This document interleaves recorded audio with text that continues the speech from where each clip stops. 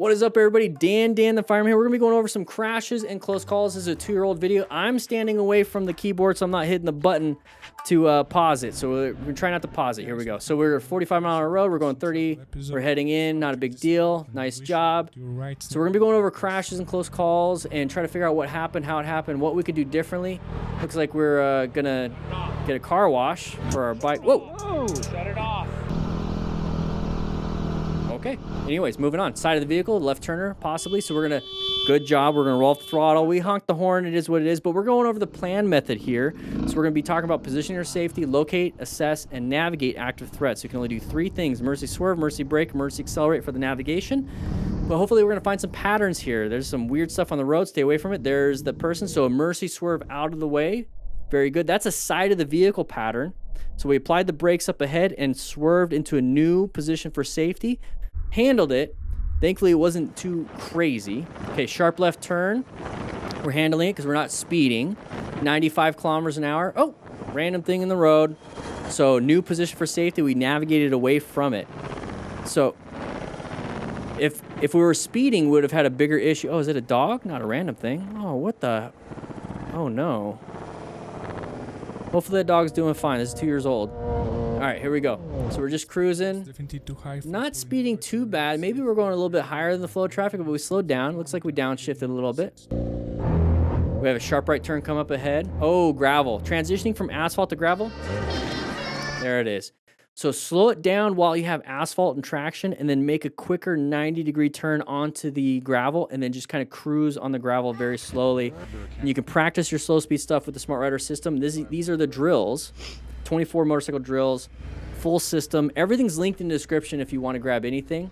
Free United States shipping. Okay, the person came out. They were supposed to go in the first available lane, didn't. We're going to move on. Not a big deal. You handled it because you're not speeding through everything.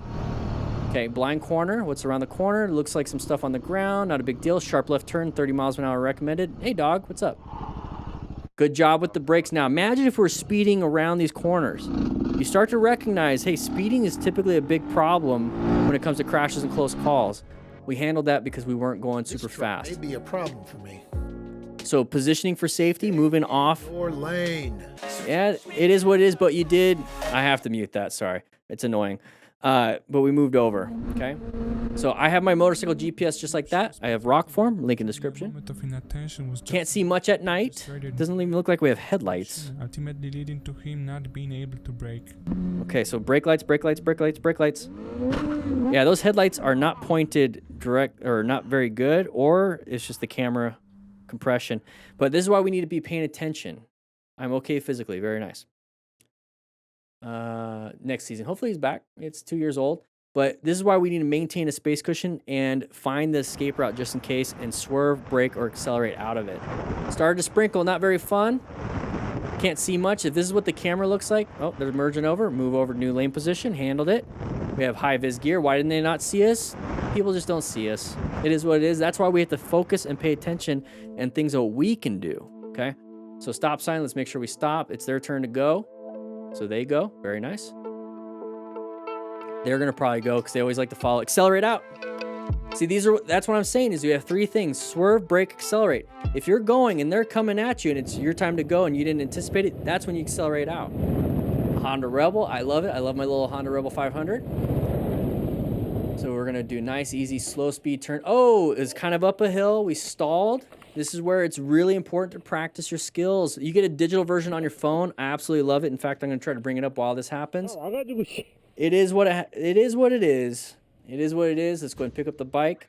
So we have the drills here. The rider in the front very quickly learned to all the drills. Keep a proper distance from cars. You put it on your handlebars and practice. All right, so we're going to hopefully swerve out of the way because that person's applying the brakes. So we're swerving, new position for safety. We navigated. Now we got to watch out for anybody wanting to merge into us. Okay, moving on.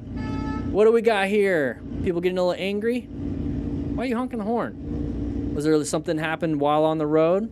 We don't know. But if they're just getting mad because we're at the pump, well, sorry, I'm at the pump. You're gonna have to wait.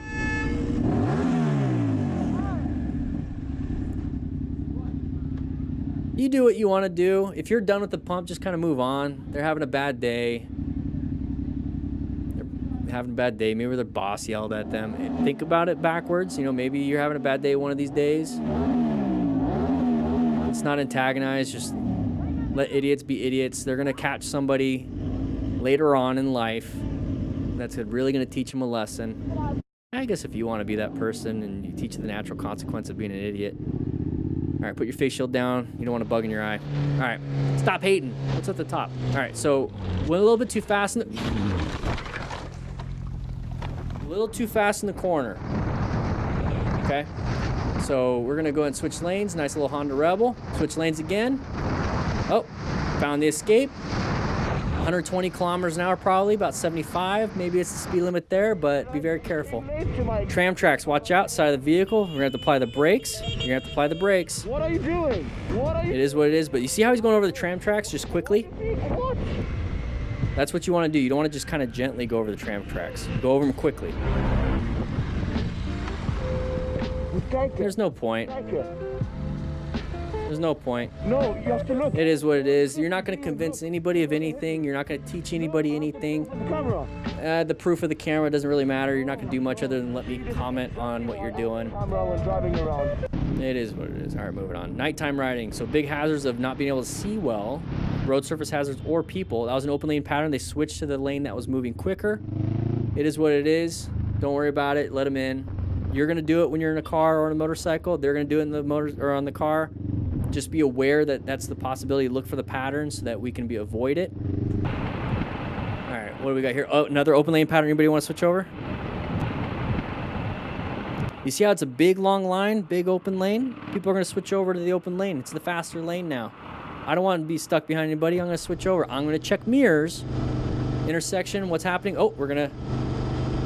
Got to modulate your speed. Make sure that we're not going to get real close to each other. So you notice how he moved over to the left part of the lane? Okay, good. They had their own lane. It wasn't a merge. It was a lane added. Perfectly fine. Why is that person slowing down? I don't know. He let him in. Did fine. It is what it is. Good position. You see how you can see ahead because they were in this position? All right, he's got a trauma kit maybe right there. I don't know. Unless that's a, what is that, a flag? I don't know. I only know the stars and stripes. So, okay. You kind of went in the second lane. You could have went in the first available. Practice your slow speed maneuvers. Start from a stop or turn from a stop. There you go. Video, you're going to see a gentleman inside of a gold. Okay, a little freaky. Where's that at? I'm not pausing it. Down You saw the signs. intentionally. So nice space cushion. We're maintaining, switching lanes just like they did. We don't like our position. Now we're getting a little close, 40 miles an hour. We're switching lanes. They want to switch lanes. We switch all the way over. Hey, if you're deciding you want to switch lanes and then they switch lanes, Straight in my face, makes eye contact, we're thinking the same. swerves, and You can't be mad. not once, not twice, but 4 times. Okay, whatever. Let the idiot be in front. Apply the brakes. Slow down to a crawl almost. He's braking. When they're heading off, go ahead and practice your emergency acceleration to get back into speed. Not a big deal. You don't want to fight this. You're not going to win. The dude already has damage to his truck. You see the tailgate? So at this He doesn't care. He does not care about his vehicle. there's nowhere really for me to go. He's going to knock you out. So I attempt to take a picture the voice. of his license plate Yeah, and perfect. let him go and go about his business before someone gets hurt. Was it John, If like you see Milanakis? someone, be careful. All right, so we're moving on. Grom Squatch. How you doing, Grom Squatch? What do we got here? This is back in the motovlog days. Lizard right there. What up, This is back when motovloggers would just point out random things. Hey, the lizard. What's up, lizard? Let me help you out, little lizard. I think we need to kind of get back to some of this stuff. I mean, I wouldn't watch it because it's kind of boring, but at least it's like not crazy, stupid stuff. You kind of put yourself in a dangerous spot when it comes to the motorcycle sitting there, but you know. Little bud. Little alligator lizard. Oh, he's biting me. He's pissed off. He was out in the road. Lost his tail. Lost the end of his tail. See you, little bud. They My goodness, basically the other day. dump their tail. They'll regrow it. Predator will eat the tail, not them, type of a thing. Oh, crazy. Thanks for watching till the end. Oh, well, thank you, Moto Stars. Whoa, that guy's having a bad day. Next video. But that's pretty much the whole system, just really quick, no pause. I hope you guys enjoyed it. Let's take a look at this video. The whole point is we're going to try to figure out what they did right, what they did wrong. So if you're a brand new rider, let's pay attention. We're going to be going over the plan method and a few other things. So, okay, so this guy's turning in front of us. Oh, we had to layer down. That's the whole I had to layer down thing. Could have seen that a little bit ahead of time. We're going to talk about it real quick because the whole point, like I said, is we're going over the plan method. Position for safety, locating hazardous situations is a relevant threat. We have to learn how to navigate. Navigating is 3 different things, so hopefully I don't have to say it again, but it's going to be an emergency swerve, emergency brake, or emergency acceleration out. You know, go, stop, turn.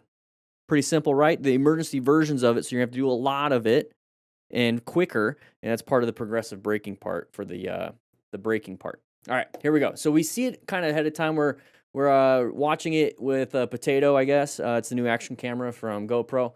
But we're coming up to here, and we see this ahead of time. We're not going super fast. They're going super wide. So whenever you see a truck or any vehicle with a trailer going kind of wide, slowing it down, and then making a nice gentle left or right turn, that's why. You know, you don't want to be passing that person on the inside. So this right here, passing on the inside, is on the left side.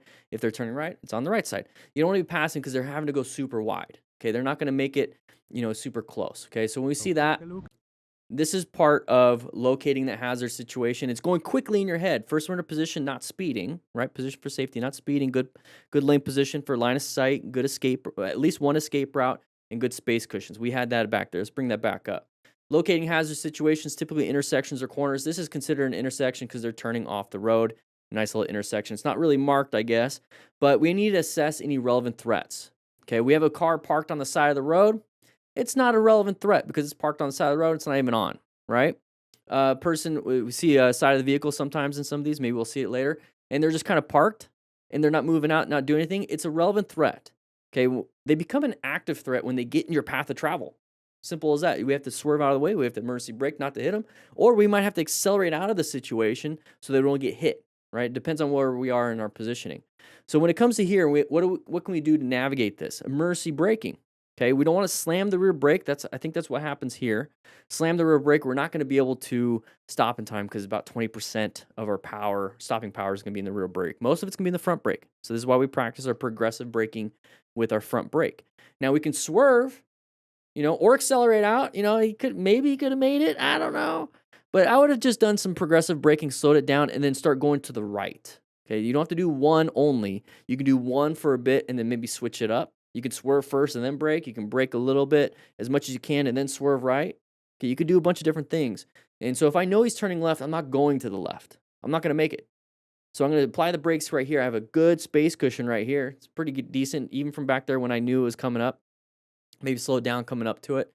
But I'm going to start applying the brakes right here as best I possibly can, as quickly as possibly, and as smoothly with progressive braking. I'm going to do it. This is a practice for an emergency braking skill. There you go. Think of it as practice.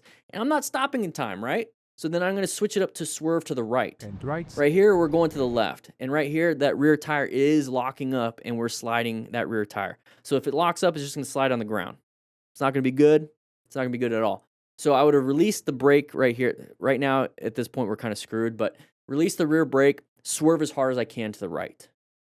Because at the end of the day, with the whole I had to layer down, you're crashing. That's your outcome to your solution right here.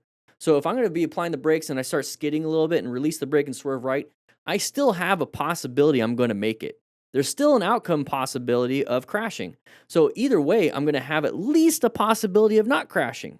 If I'm going to slam the brakes right here and have to layer down, that's just crash is the solution. I don't like it. I don't like that solution. I would have went right, okay?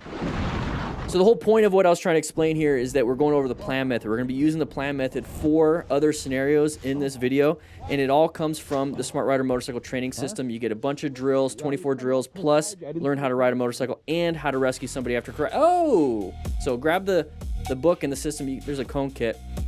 But there is more to this. That's not a good situation. It looks like we have a lot of front end damage to that car right there, and the bike somehow made it up top, okay? We're watching a little bit of this before the live stream, and then it kind of ends right there. So we were able to pick up kind of what happened, and I paused it right here. So it's going to be a left turner. So remember when we talked about locating hazard situations, intersections? Left turners typically get us. Another place is corners. And what happens in a corner is failure to negotiate a corner. So we're either going too fast, low side, high side, crashing, just go off the road. That's typically what happens in corners. Here, it's usually left turners, or you have somebody doing a right-hand turn doing this, and we collide into them. Or with this situation, this is what happens, and we collided with them. Okay, so let's take a look and see what happened here. A little bit slow. So there's the impact. Okay, so he actually impacted the windshield. The vehicle, his motorcycle, impacted the front end of that car. And there it is. So everyone's taking a look at the motorcycle hitting the light, right? What about this guy right here? What about that guy? Right? Let's go back just a little bit. That's what you call a distraction. So what is your main focus when it comes to a motorcycle crash? And this is what we talk about in the rescue booklet, and you get a rescue card with the system. But what do we talk, like we talk about distractions, right? So everyone's distracted by that, but I'm really concerned about the impact on this guy. This is a really high mechanism injury. If you noticed in the clip earlier, it showed the firefighters on scene. Yeah, they're pretty much handling a lot of that stuff because this guy is hurt. So that's gonna be a massive impact. He's gonna be on the ground, and I think he might be getting up, but how did we get to this situation in the first place? Okay, well, that's pretty nice right there. It says, sustained serious but non-life-threatening injuries. So very serious, so probably musculoskeletal injuries, a lot of broken bones, all that stuff, but the organs are actually doing okay. Okay, so that's pretty cool. Non-life-threatening, but might be life-altering. Broken back type stuff, okay? So if you notice, it kind of freeze frames a little bit because the camera, he's endoing right here. So he's going up and over. So what happens when we apply a lot of front brake pressure? We're going to be putting a lot of weight to the front tire. You ever seen a car slam its brakes and all of a sudden it's like noses dives down and all that stuff? Yeah, that's exactly what's happening with us right here. Is our nose dives down. A lot of weight gets on that front tire and it grabs traction. That's the whole point of progressive braking, is that you give it a little bit of weight to the front tire by slowing it down, and a little bit more. And then when you have a lot of traction, you give it a lot more braking power. That's progressively. This right here with an endo type stuff, you have to remember sport bikes most of the time have really good brakes. They're kind of designed coming down from MotoGP, and they reduce the quality. Welcome, Jennifer. They reduce the quality of their materials and whatnot to make it more consumer friendly, right? It's not a race bike for the most part, but they're still really good brakes and the way the rake and the angle of the tire and all that stuff. Anyways, it's going to make it to where there's a lot of weight on that front tire. And if it actually grabs too much too quickly, it's going to endo like this. This is why you want to do progressive braking. Now, how do we get to this situation when we're endoing, having to slam that brake really hard, really quickly, get a lot of weight on that front tire, starts flipping it up like that? Maybe because we're speeding through the intersection. I don't know. I can't really tell by this camera. But maybe we're speeding through the intersection, right? So when it comes to planning a ride, locating the hazardous situation, which is intersections, I kind of roll off just a little bit. Let's say I'm going 50. I go down to like 45, entering the intersection. And then once I get, halfway through and nothing's happened, or even if I get over here, that's when I roll back on and I get back to 50, the speed limit, right? So that 5-mile-an-hour difference, I'm getting a little bit of weight on that front tire. So when it's time for me to squeeze the brakes, I'm already getting a little bit. I'm doing engine braking when I'm entering the intersection, just a tiny bit, not a bunch. Also, if I'm getting a little bit of weight on the front tire, it's going to make that swerve a little bit easier because now you have weight on the turning part of your bike, right? That's what I do, okay? And if nothing happens, like I said, I just accelerate back out to the speed limit. But I'm prepped and ready. Just even rolling up throttle, covering the brakes gets me ready for somebody doing something stupid like this, like turning out in front of me. And like I said, possibly even turning out and doing this, okay? So maybe speeding a little bit, slam the brakes real quick. Now what happens, I'm going over quite a bit. What happens when we what happens when we slam the brakes really quick? Why did we do that? Because we panicked. Because something came out at us. Quick little, like anybody's girlfriend just like messes with you a little bit. I don't know, mine does. But and sometimes you go like, whoa, like that. It's a little, nothing's going to happen, right? But you just do that, right? Or maybe your buddies try to smack you or do whatever. And you're just like doing a quick little jerk movement. That's a little bit of a panic movement. You think something bad's going to happen, so you instinctually do that. Same thing with your front hand. Yeah, 2 for flinching. Same thing with your front hand. You're riding, oh crap, smack. You smack that front brake. You squeeze it fast. So it's a training thing. You're trained that way. I don't know. Maybe I was trained as a kid. I always got hit. It's a training thing. So what happened here, it was a trained situation where he was untrained. That doesn't make sense. Basically, you fall to the lowest level of your training. And if your lowest level is a panic, that's what happens. So this is why you practice your your braking skills, your practice skills. Chapter 9, we go over quick stops. It's part of your test anyways. And so we go over that. But yeah, this is what happens. So I'm also assuming quite a bit of stuff here, but human nature is human nature. And at this point, if you're in this car over here, this car, whatever, all these cars, and you have your trauma kit, you can help rescue somebody. Okay. You can rescue him. Maybe there's some major bleeding that you can stop and maybe save his life. All right, let's go and move on to the next one. Let's get out of that. That was pretty interesting. We have 5 videos today on the live stream, by the way, so check it out. Hit the subscribe button. We have a crash warning. Let's take a look. So we're just chilling, night ride. Chevrons indicate sharp turn. He's leaning. The guy up front, leaning. There it is, some sparks. So once again, somebody crashes. We remain calm, so very good. Hazard lights, ensuring his own safety. Very nice. You're good. There's a little bit of a limp, so that indicates an injury. So I would check for any major bleeds on his body. Because who knows? Who knows? There could have been a screw or a piece of metal kind of sticking up, sliding across, lacerate. So I'd double check him, make sure everything's fine. Whoa. How'd we get to that? Huh? How'd we get to that? Why do we? Oh, massive impact. Okay, so there's going to be a massive impact on that one, especially on his genitalia area. And I say that because when you hit something forward on a motorcycle, you slide up on the gas tank. I wish I could show you. Yeah, you slide up right there. So you're sitting down, you slide forward because you have an immediate sudden deceleration. Dunk. That's what he did when he hit. See, imagine hitting that right there, right? You're sitting there, yoink. You don't want to be doing that. Okay, so we're going 70. Let's take a look. What's the license plate state? Write in the comments, what state is that? I don't know.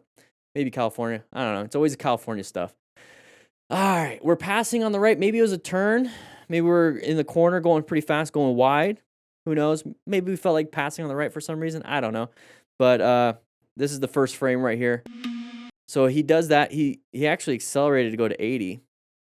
Okay. Now we're down here, and we're losing all traction because it's gravel. It's not asphalt. The goal right now at this point would be to try to swerve back over onto the road. That's going to be pretty difficult because right now we're just trying to control as best we can. We're not going to be able to stop as much right here as this first impact. Yoink. Going to lose a lot of ability to move. And then right there, that's what I'm saying. So even chest trauma, hitting the triple tree with his chest and face. This is why you wear a full face helmet, just in case. There's not much you could do about your chest and your pelvis. Up and over. Hopefully somebody helped and rescued that person. Anyways, let's move on to this one. The rider actually admitted That's what I'm trying to say is here and part of the system we teach here is full everything. and the bike didn't take any How to ride a motorcycle and what to do after a crash and how to practice your skills with the Smart Rider drills. So once again, same thing right here. He's going a little bit wide, going a little bit wide, going a little bit wide, and he crashes, impacts the ground. So you notice how a lot of these things can be solved by just not speeding, just kind of riding within your skill level. And a lot of people think, oh, I ride in my skill level and I can go 70 in a 45, and that's in my skill level. That's great. That's awesome that you can ride in that skill level. That's awesome. It's just that you're breaking the law. It's criminal speeding if you get in trouble, and there's consequences, natural outcomes and consequences for that. It is what it is. That's up to you. If you survive it and they just pull you over, you get a ticket. Okay, cool. But you don't know if there's gravel. So you could be doing 70. You're like, I could do this. And then there's gravel and external force causes you to crash. Maybe a car pulling out causes you to crash. Maybe you have diarrhea and that's all you're thinking about. And you're like, oh, crap, literally. And you're not paying attention to the turn. It's like, normally I could do this 70, but now you mess up. I prefer if you can do 70 in a 45 to still do 45, maybe 50. You know, not too bad. Maybe 50. Still do that. And so now you have a leftover skill in case some crap, literally, or gravel wants to come out at you. You know, then you can handle it because you have extra skill left over. It's like having leftovers for food. It's always nice. Just not the whatever's giving you diarrhea. But yeah, pretty bad. Thankfully, he didn't hit that guardrail. that would have been really bad. And it's a Ducati. That's an expensive mistake. Not something you want to do. Not something you want to do.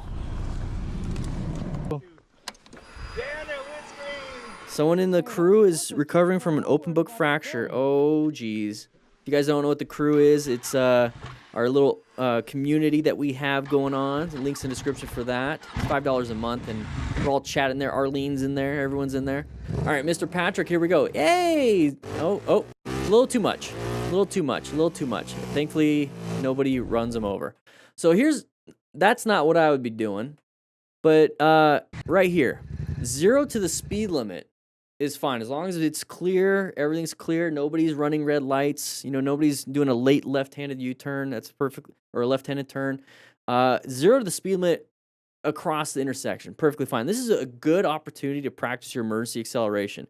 I like practicing my emergency acceleration on the on-ramp to the highway, because you're turning onto the on-ramp, now you're kind of going like 15, 20, and go from 20 to highway speeds. That's a good test of your, what does it feel like? What can I do with my emergency acceleration? This is also another area where you can practice it as long as it's safe to do so. But once again, 0 to the speed limit. Okay. Now we just kind of gave it a little too much. Maybe dump the clutch on that one. Not a good idea. Not a good idea. All right. Oh, he has a passenger on the right side. All right, so we're going to loop it again right there. And not good. Just a note real quick. If you ever do have a passenger, this thing right here is really good. I don't even know what it's called. Write in the comments if you know what it's called. I don't have a sport bike, so I never have to use this. I actually just got a sissy bar from Viking Bags. I'm going to put it on the Honda Rebel. But that's really good so that they can hold on. It's really good. That way they're not messing with your body and pulling on you and all that stuff. I don't know what it's called. Somebody write in the comments if you can. All right, 100. Looks like kilometer. Whoa. I want to say kilometers because we're going with the flow of traffic there. We're going with the flow of traffic. 100 kilometers an hour. That's about 62. We're doing highway speeds. What is it? I don't know what the signs where that might be. I don't know. Either way, we're hanging out here, and then something flips up. That's pretty scary. Not much you can do. So if you do hit it, do as best you can and just kind of relax. Okay? Try to avoid it, but that's pretty hard to avoid. It is what it is. Another thing, kind of just flipping out at you. Why you always need to secure your cargo. Oh, is that glass? No. Only hit the bike. Yeah, that's glass. That's tempered glass or laminated glass. You see how pieces of it it's probably tempered. It just shatters. It still can be sharp. I would be really pissed off, to be quite honest. Tank grabbers, tank handles. Yeah, it'll do that. Yeah, it's yeah. That's not good. It's basically just a bunch of rocks hitting you. All right, here we go. Riding with our buddy. Buddy wants to see us do a wheelie, and we're just gonna go ahead and land really hard, flip right over on the highway. Hopefully we're wearing more gear than our buddy. Oh, we're all just gonna do wheelies today. It's a wheelie day. All right, so I have not seen somebody completely loop it that way. You notice how the bike literally just, yeah, look at that.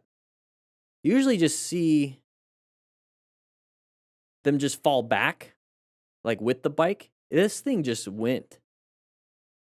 He actually was able to get his feet down. Well, he's not going to be able to walk it, but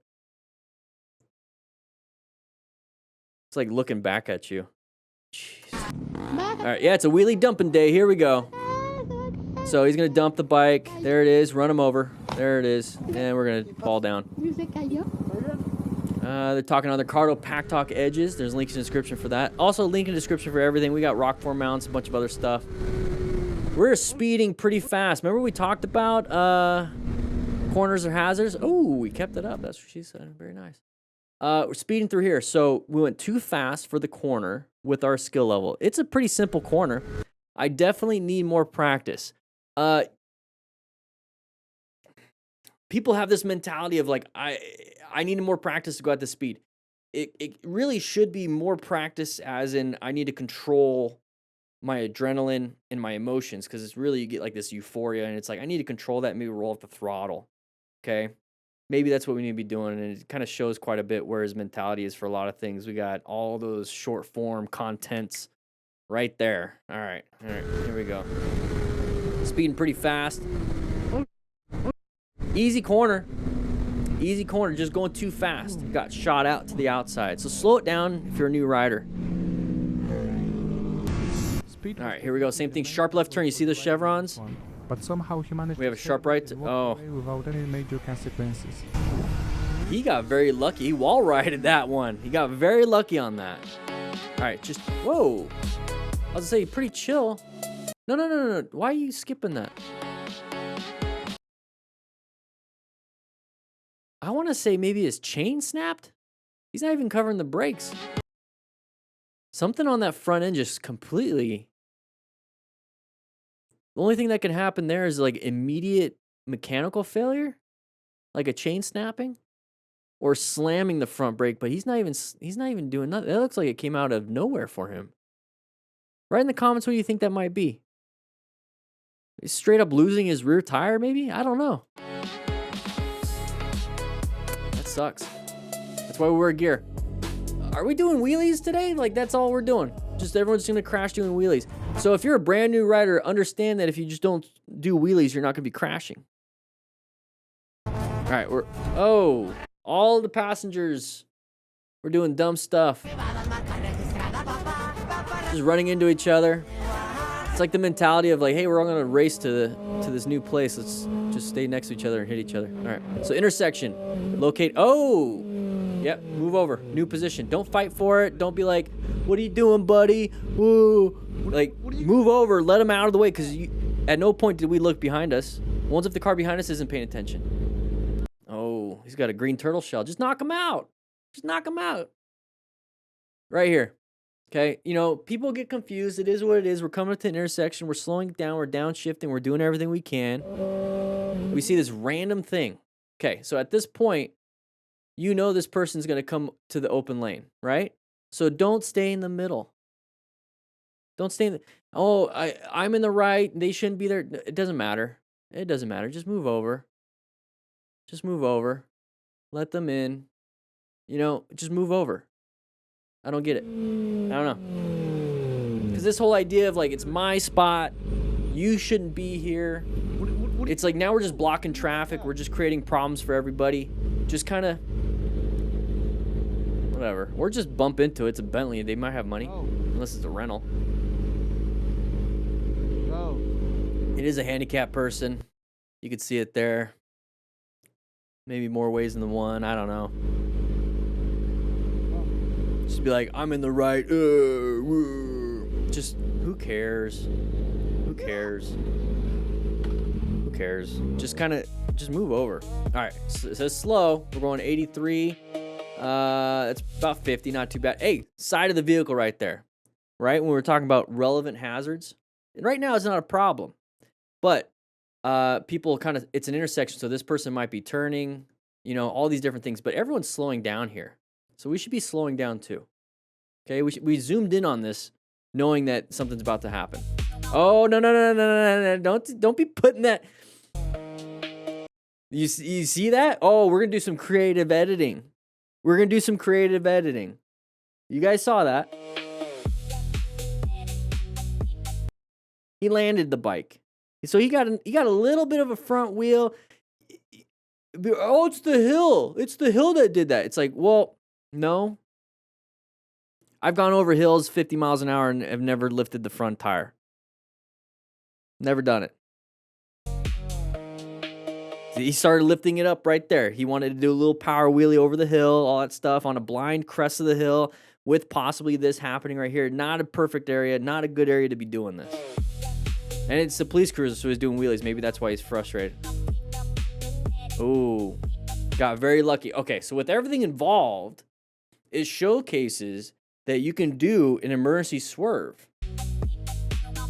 So he was started going right because he wasn't gonna be able to stop in time because of this and everything. He was going fast and whatnot. Wasn't applying the brakes, all that stuff, right? He wasn't doing that.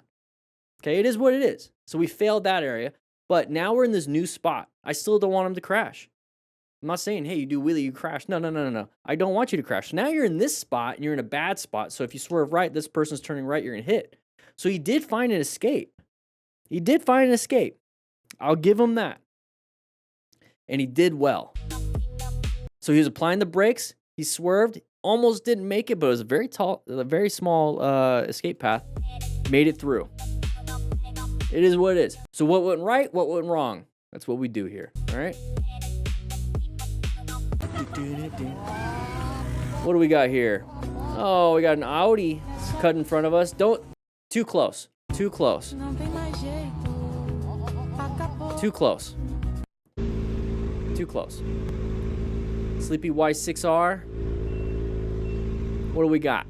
So intersection we're going through, nice and easy. It's a weird intersection. Don't really like it. Don't speed into it. Don't try to fight for lanes. You're gonna lose. You're just gonna lose. Don't be fighting into it. People getting pissed off for the dumbest reasons. It's a construction area. Now we're lane splitting. All right. So lane splitting here. That's a big boy hauler. All right.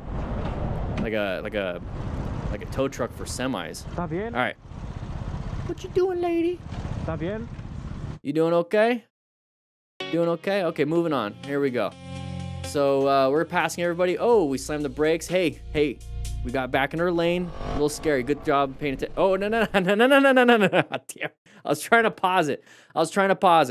What do you see here, everybody? We talk about this in the book, and we talk about it on the live stream all the time. This is part of the whole system. You get everything. Okay, there's the digital version, all that stuff. So I just want to make that a point. OLP, open lane pattern. Okay, so let me go and describe this so that you don't have to. We don't have to describe it very much, but I do it every live stream anyways. We have a big open lane pattern. Okay, at the end of the day, it's just a merge issue. Okay, I give it some names so you guys can remember it, and I want you to burn this image into your head so that when you see this when you're out riding or driving, you kind of like, I bet you I know what they're gonna do. Okay. Big open lane. We have a vehicle here. We have a vehicle here. We have a vehicle here. And we have this vehicle here. Now, just like you, if you're in one of these cars, you're like, I see this as open spot. I don't want to be stuck behind this idiot. That's what you're probably thinking, right? Probably thinking that. So I'm going to switch lanes. I'm going to switch. Right? I'm going to do my indicator. I'm going to do my head check. I'm going to look. No one's there. Cool. Check my blind spot. Cool. I'm going to go ahead and go. That's what we do here as smart riders, right? As smart riders, that's what we do. We follow these principles. Not many people do that. Not many people do that at all, okay? So what typically happens is somebody's going to come out. And we're over here. And then we collide. Not a fun idea, right? So when I see a pattern like this, I switch over to the right side of the road. I have an escape on the shoulder if I need it. Right? I can also emergency accelerate. I can also emergency brake. Typically, if somebody's pulling out in front of me, I'm just going to emergency brake, let them in. It is what it is. I practiced. It's not a big deal. I practiced my emergency braking. Hey, and I saw ahead of time. So I'm going to switch over to the right. Somebody's going to come over. I apply the brakes. Let them in. Okay? But this is what I want you guys to see. So if you see this out when you're driving or riding, just realize that somebody might want to come out. They wanted to come out. Now, you just passed that person. This person might want to come out. She's apologetic. What did you say? Oh, no, you're good. That was my fault. My bad. No, I know. He's only saying that because he thinks she's cute. We've seen this so many times where somebody's just screaming. All right. Was that the same thing? It's kind of a blind corner, can't see much, line of sight issue, but they switched over because they wanted to. It is what it is, not a big deal. You kind of saw it ahead of time. That's why I ride staggered with other cars. All right, here we go. We just had some fun off-roading. Great GP. Oh, why are we slowing down? What's going on? One of your buddies didn't make it? Put the side stand down. No, wrong way. See, that right there can actually be pretty bad. You hit your head hard enough, especially on a rock like that, you can get a concussion. So right there, we're coming up to a stop. Now, when you're coming up to a stop and you have like a big drop off over there, right? Whatever side. When you're coming up to a stop, you want to purposely lean your body to the way that you don't want to go down. So I guess this way. I'm going to lean my body specifically when I'm coming to a stop so that when I do actually come to a stop, it starts to lean that way because of the balance. When you're moving, there's balance. The bike will keep balance. But once you come to a stop, you start falling down. Kind of like when you're doing a slow speed, U-turn. You're practicing smart rider drills, right? And you're leaning one way, you start falling that way. So if you understand that and you're coming up to a stop here and you don't want to lean that way, you want to lean this way. So start leaning this way when you're coming to a stop, and once you stop, you'll start leaning and falling that way, and then you just put your foot down. But we're coming up to here, we kind of kept it straight or leaned the other way. Maybe the road was leaned more that way, and this is what happened. We don't have any foot presence basically on the ground because it's down the hill. So even if we put our foot down hard, we're not touching anything. It's a short people problem, right, Shmi? We all have short people problems. I'm short. And so I dealt with this when I was riding bigger bikes. And so this is something that I learned. I guess this is a tall people thing. They don't really have this issue. But on a big bike like this, yeah, and with the road kind of doing that, you're still going to have that even if you're tall.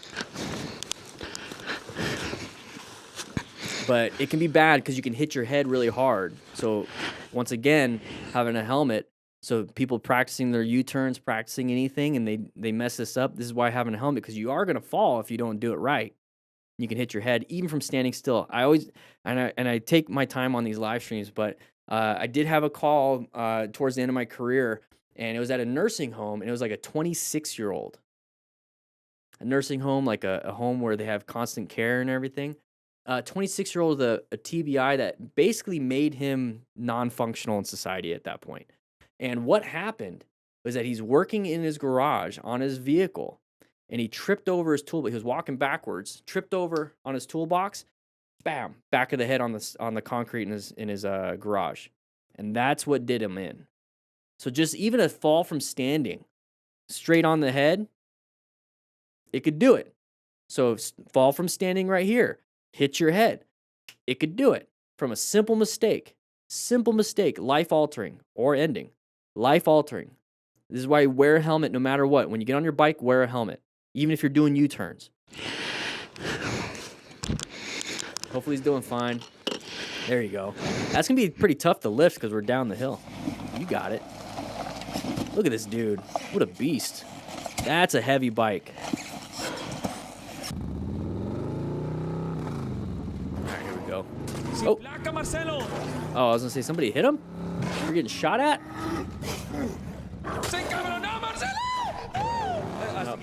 We got pushed out a little bit. Good job. So that's an emergency acceleration with a swerve issue. What's going on? 1 star. Here we go. We got 1 star. All right, let the idiot be in front. I would have turned right. I would have turned right there. I would have checked my mirrors real quick or slowed down enough and then turned right, just left. I wouldn't have hit his mirror in the first place, but if there's ever a road rage thing. So unfortunately, the altercation leading up to what you've seen in the video wasn't recorded. Of course. He just magically turned it on. Just magically turned it on. Right there. He didn't have it on this whole time. So he was, what happened? The motorcycle had decided to legally lane split at a red light. There's not very many states that you can do that. Actually, that's lane filtering if it's a red light. Getting in front of the Impala, that's when the road rage started. Lane splitting and lane filtering is a brand new law in the state of Minnesota. Okay, maybe it is. Minnesota, and saw a lot of people are still not understanding that it's legal. Okay, the older gentleman in the video got irritated by the motorcycles and decided to cut back in front of him after. Okay, then just let him. Just go. Move on.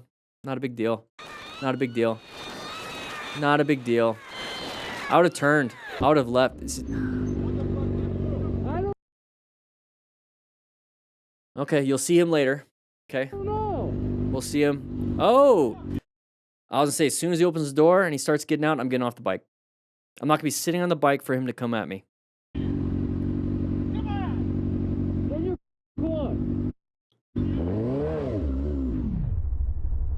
Go ahead. Smack. Break your door. Go ahead and break your door. Dude, your blood pressure, man. If you're that cherry red, your blood pressure is spiking. We're thinking stroke symptoms, possibly. You know, if you throw one, right?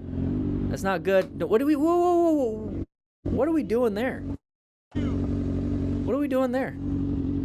If it's legal, lane split in front of that car. You're now the aggressor that you got off the bike and you went towards him. You're now the aggressor. So you see how like it could switch from self-defense to not self-defense and back to self-defense?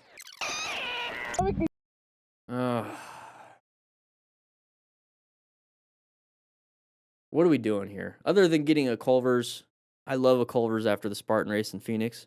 I'm doing it again this November, the Spartan trifecta. Call the cops, and I can show them the video. Call them! Get out of my face. You go ahead and call them.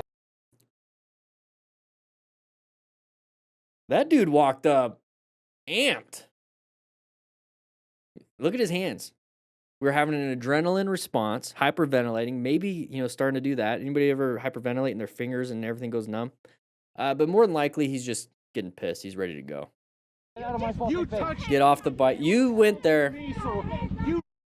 Get the You went there. I have it on video. Touching me. Have it on video. Good. I don't give a. Do you see how we could solve all these problems by just not going? What was his passcode? 9 6 2 4 6.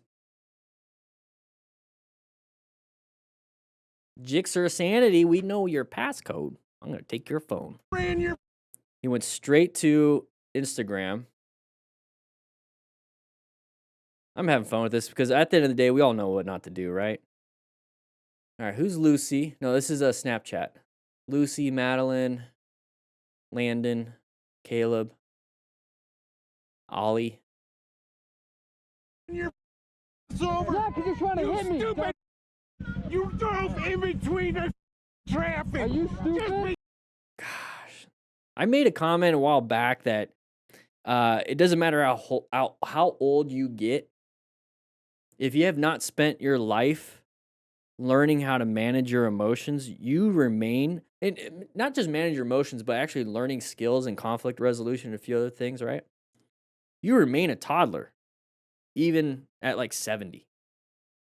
You ever seen it? This is like a kid, like a toddler having a tantrum.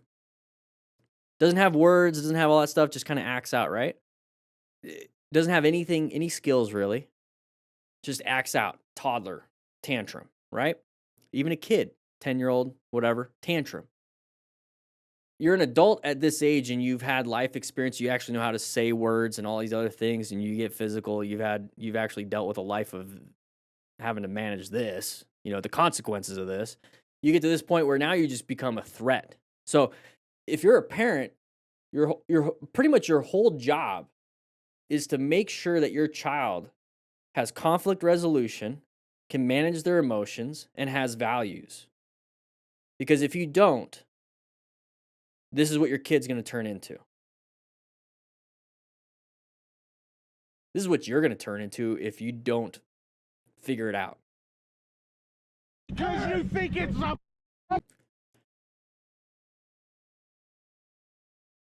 law. You can do whatever you want. You can't.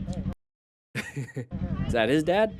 You're gonna solve anything, okay? Calm down. You cannot do whatever you want. So I wouldn't have been in this situation in the first place, but if for some reason I'm just oblivious to the problem, he's gonna have a stroke. His blood pressure is probably 210 over like 150.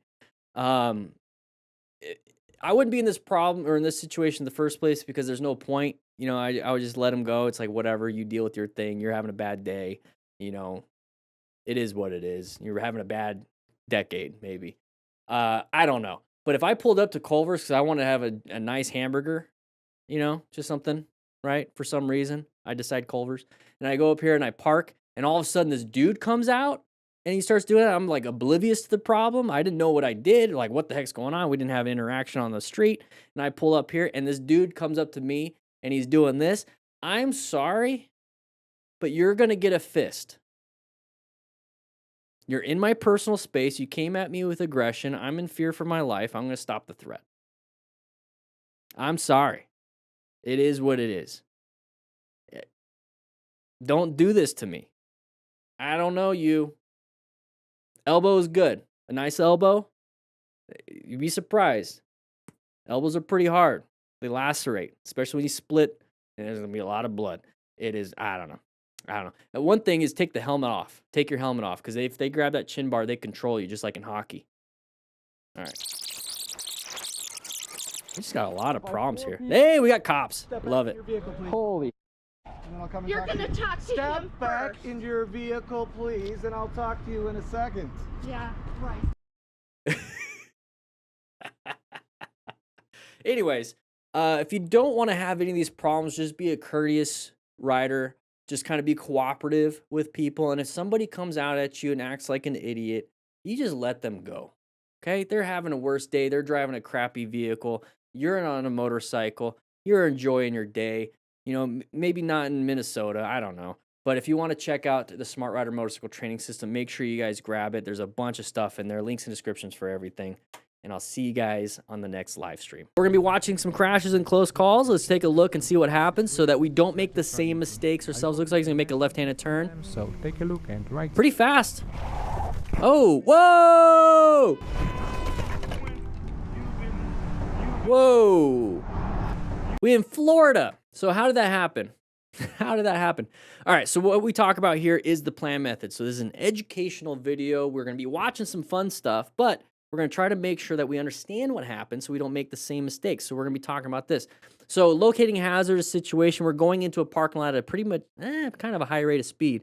So when it comes to navigating that situation, I consider high speed or too much speed for your skill level as an active threat. So just roll the throttle. Okay, sharp. Take a look. Made this turn really quick, and we went over the bump. Got a little freaked out. Slammed that rear brake. Started sliding from there, and then we hit the curb, and it levered us to where it turned into a high side. Whee! Not good. So what can we do as smart riders? First, we should understand this was a hazardous area. We didn't maintain our skills, but if you're a new rider, you're going to be making mistakes. It is what it is. And hopefully you're not making this kind of mistake or bigger mistakes or even smaller mistakes. So that's why we have the Smart Rider Motorcycle Training System, a bunch of different books here, learning how to ride, 24 motorcycle drills, and rescue at the very tippity top is how to rescue yourself after a crash. Comes with a nice little card. But right here, wear gear.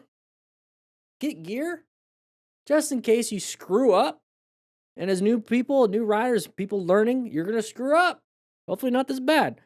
But there's the nice little flippity floppy. He's got a full face helmet on at least. That's still going to be a high mechanism of injury. It's going to hopefully be fine. All right, we're moving on. All right, that wheelie guy, 23, not paying attention up ahead, and ran into our buddy, and he dumped the bike and crashed. So part of the system is we learn how to rescue somebody after a crash. We need to remain calm, ensure on safety, stop any major bleeds. And that's rescuing somebody after a crash, but you can also apply this to yourself. So first, after you crash, remain calm, see where you're at. Okay, ensure on safety. Yeah, I'm in the middle of the road. I'm going to get off on the side of the road. Oh, I got bleeding on my leg. So I'm going to go ahead and put a tourniquet on or apply direct pressure or, pack the wound if I have it's in the junctional spot. We talk about that in the book, and I have a video series on that. And take a stop to bleed class, okay? So he crashed. What happens here? 2 minutes after leaving my buddy's driveway on the way to a bike show, this happened and turned into a rough situation between close friends. I'd be pissed. I'd be, run. I'd be pissed, but I'd offer some forgiveness and grace. All right, moving on. Oh, speed wobbles. We're kind of a victim of physics at this point. The bike does want to stabilize. What you can do is roll off the throttle. That's going to be kind of hard to modulate when you're trying to do this.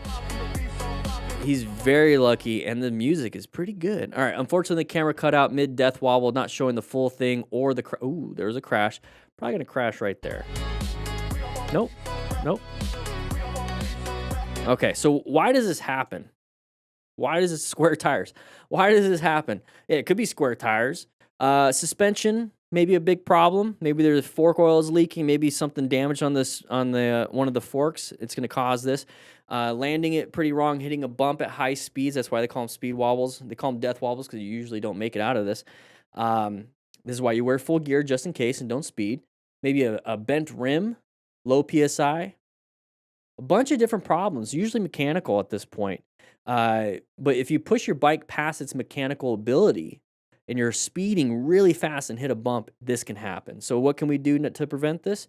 Make sure our bike's in tip-top shape before we get on the bike. If you see fork oil on the ground, when you walk up to your bike, don't ride it. It's not going to be a good day. Don't ride it, and don't speed. 120 miles per hour on the dash, yeah. Okay, here we go. One sec. Oh, here we go. That's going to be copyrighted music. So we're going to have to mute that. So right here. So he's face first on the ground. Interesting choice for C-spine mobilization. She's cross-armed on that one. That's pretty interesting. In this situation, if there's any training, I'm not telling you to do this, but if you have any training, I would log roll him onto his back so that his airway is open, because that's probably compressing on his neck with the retention system. And I want to use the ground as a splint, and the ground is nice and flat, so I'm going to log roll him on his side, holding C-spine precautions, making sure his neck isn't twisting and moving. I would need assistance from somebody else to help me. I'd probably hold C-spine while they log roll him. I'll show him how to do it real quick. And then I would check any major body part. I'd check his whole body if I could. If he's unconscious, it's going to be implied that I'm just going to check. If he's conscious, I'm going to ask for permission. I'm going to go up and down each arm and each leg, and then I'm going to ask if I can check underneath his hoodie and see if there's any punctures or anything like that. If there's any major bleedings on his arms or legs, I might have to put a tourniquet. Like I said, any major bleeds, we're going to have to put a tourniquet, pack the wound, or apply pressure. And making sure somebody actually called 911. Because everyone's just going to stand around thinking somebody else did. So. Okay. Dune. I love Dune. Oh! Came out of nowhere. So how can we prevent that situation? How can we prevent that? Okay, let's take a look. All right, we're riding next to the line. That's a good start. Okay. Typically, when you can't see super far, you're going to have to kind of use what you have. And that's going to be, hey, here's the line. Right? Same thing in fog. And this is something that we deal with in Tucson sometimes, especially in Yuma, Arizona, or Phoenix, and you have a haboob. That's a fun way of saying a really big dust storm. So right here, pay attention to the lines. Take it nice and easy. But if you know the line is right there, and you can kind of see where the edge of the road is on the right side, riding in the middle might be the best bet. But it's going to be a good idea to pay attention to the lines and not go straight into one. And so we have the worm. Shai-Hulud, right? I don't know. Anyways, he crashed. There we go. Moving on. So what can we do here? The group was pushing a Let's take a look. We're in a group, having some fun. Oh, we have a buddy passing us. We're just gonna go ahead and hang out in the back then. All right, everyone go and pass me. I'm gonna be on the right side. We were trying to keep up with each other. And there's the crash. Okay, so a big problem in a group ride, especially if you're a newer rider. So if a lot of you are new riders, this is important. If you're a new rider, and everyone's riding super fast in the mountains and the twisties, and you're like, hey, I want to join the group ride. And they're way higher skill than you. Just go ahead and hang back. Just hang out in the back. If they want to do their fun, crazy stuff, all right, cool. I'm hanging out in the back. And talking to each other on your Cardo. So if they're like taking off, so you get a Cardo Pack Talk Edge, and you're all in the Cardo app, and you're all talking to each other, and be like, "Hey, everybody, this is Daniel. I'm gonna hang out in the back. I'll meet you where we need to go. I have the GPS on my rock form mount. I'll see you guys when we get there. I'm just gonna chill." There it is. Maybe somebody will hang out with you, but let everyone just kind of go, because trying to keep up, it means you're speeding past your skill level. And you can notice there's nobody behind us, right? So you're going to try to keep up, and now you're going fast in the turns when you're not as skilled. And so when you go fast in the turns, this is what happens when we kind of go off the road. So just kind of understand your boundaries and your limits and work within those limits, even though other people might be above or below. So if I was one of the more experienced riders here, and there's a new rider in the back having struggle sessions basically back there, what I'm going to do is I'm going to hang out with them. And I'll ride at their level, and I'll just hang out. I don't know. That's just kind of the group I would be in. Because that's not fun for anybody. For you, the person that crashed, or your friends that, yeah. All right, here we go. So nice and chill, sharp left turn. We're going pretty chill, easy, love it. Hopefully nobody does anything stupid. He's all over the place. Oh.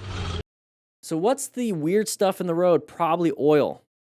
So I'm going to stay away from the oil. I'm going to stay in this little area right here where it looks like it's asphalt. And soon as he gets into that in the middle of the turn, there it is. Road surface hazard. Yoink. Bike's on fire. Hopefully he's fine. Hopefully the truck backed up. Let the bike get all on fire. Get a new bike. Hopefully you have good insurance. In these are curved. Here we go. Moving on. Sharp left turn. Oh, scraping some peg. If it's a tight turn, slow it down even more than you think you might need. Oh, is he stuck in there? Alles gut. Ach du Kacke. Is he stuck in there?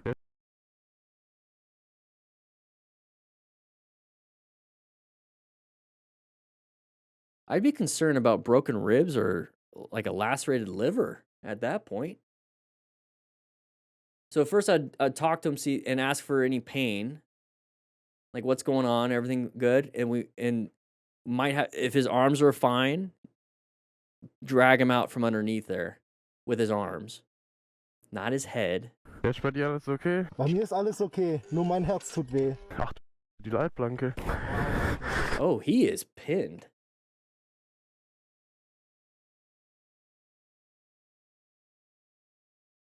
Ooh. That might actually be pretty bad. That's gonna be difficult. So at this point, you're kind of really thinking about extrication. If you could pull him out, that'd be great. But now you also have to worry about his spine and all that stuff. So if there's any cause for concern that there could be something like a spinal injury, it might be best to leave him there and get emergency services on scene because that might not be bendable. Oh, yeah. If he's coming out of his own accord, oh, geez. Kia Motors, what are you doing? If he's coming out of his own accord and he's doing it under his own power, it is what it is. That means he can actually function. All right, let's go take a look.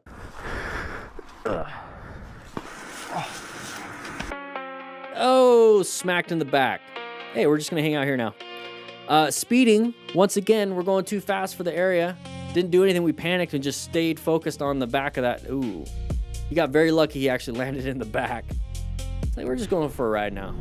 Oh, we're on a tiny planet. This person's just gonna hang out. Whoa, road rage incident. Knocked us off the road. Yeah, you're not gonna be able to catch up. There's no reason to either. Hopefully he got his license plate. We're gonna bump start this thing. Very nice. All right. So if you see an idiot like this, and he slams the brake. I get that he's trying to do an escape. But if we're not going too super fast and they're kind of slowing us down, we're doing this whole dance thing, just go ahead and stop right here and just kind of pull off and then let the idiot be up ahead. Maybe he tried to swerve out of the way. You know, that could have been the situation. But once again, when you swerve out of the way and you're kind of stuck here and you know it's a road rage incident and we have a big, powerful bike, just accelerate while we're still on the road out of there. And then try to find a turn and turn off. That's attempted murder. Attempted murder. Bad spot. That's not good. That sucks. Full gear though. Oh, tram track. There it is. See, when I see that kind of stuff, and that's a Black Eyed Peas, I don't really like them. But right here, we're on the tram track. We don't just kind of scoot over slowly until we get our tire in the middle of it. You do a quick little adjustment over the little tram. So look at the tram. There it is. Dump the bike. Not good, not fun. But just that little bit will get you.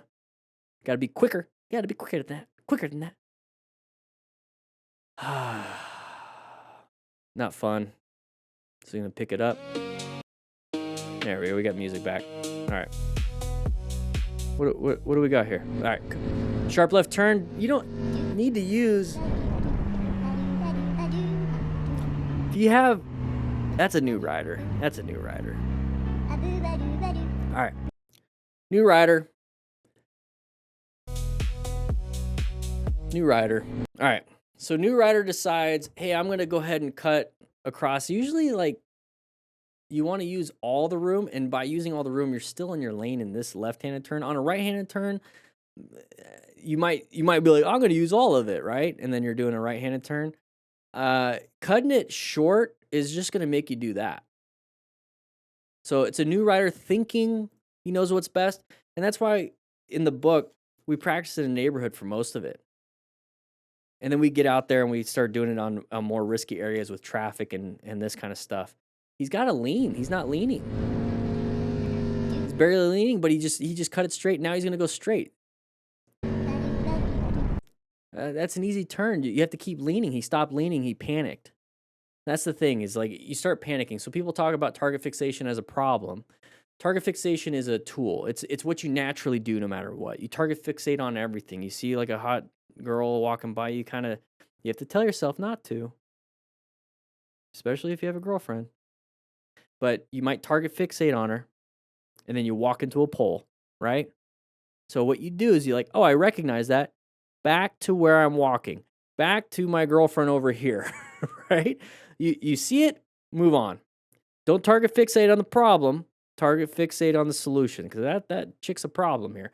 Same thing here. Hey, look, I'm target fixating over there. I'm going towards it. Target fixate on the solution. You see this chick or you see the trees. No, I don't want to.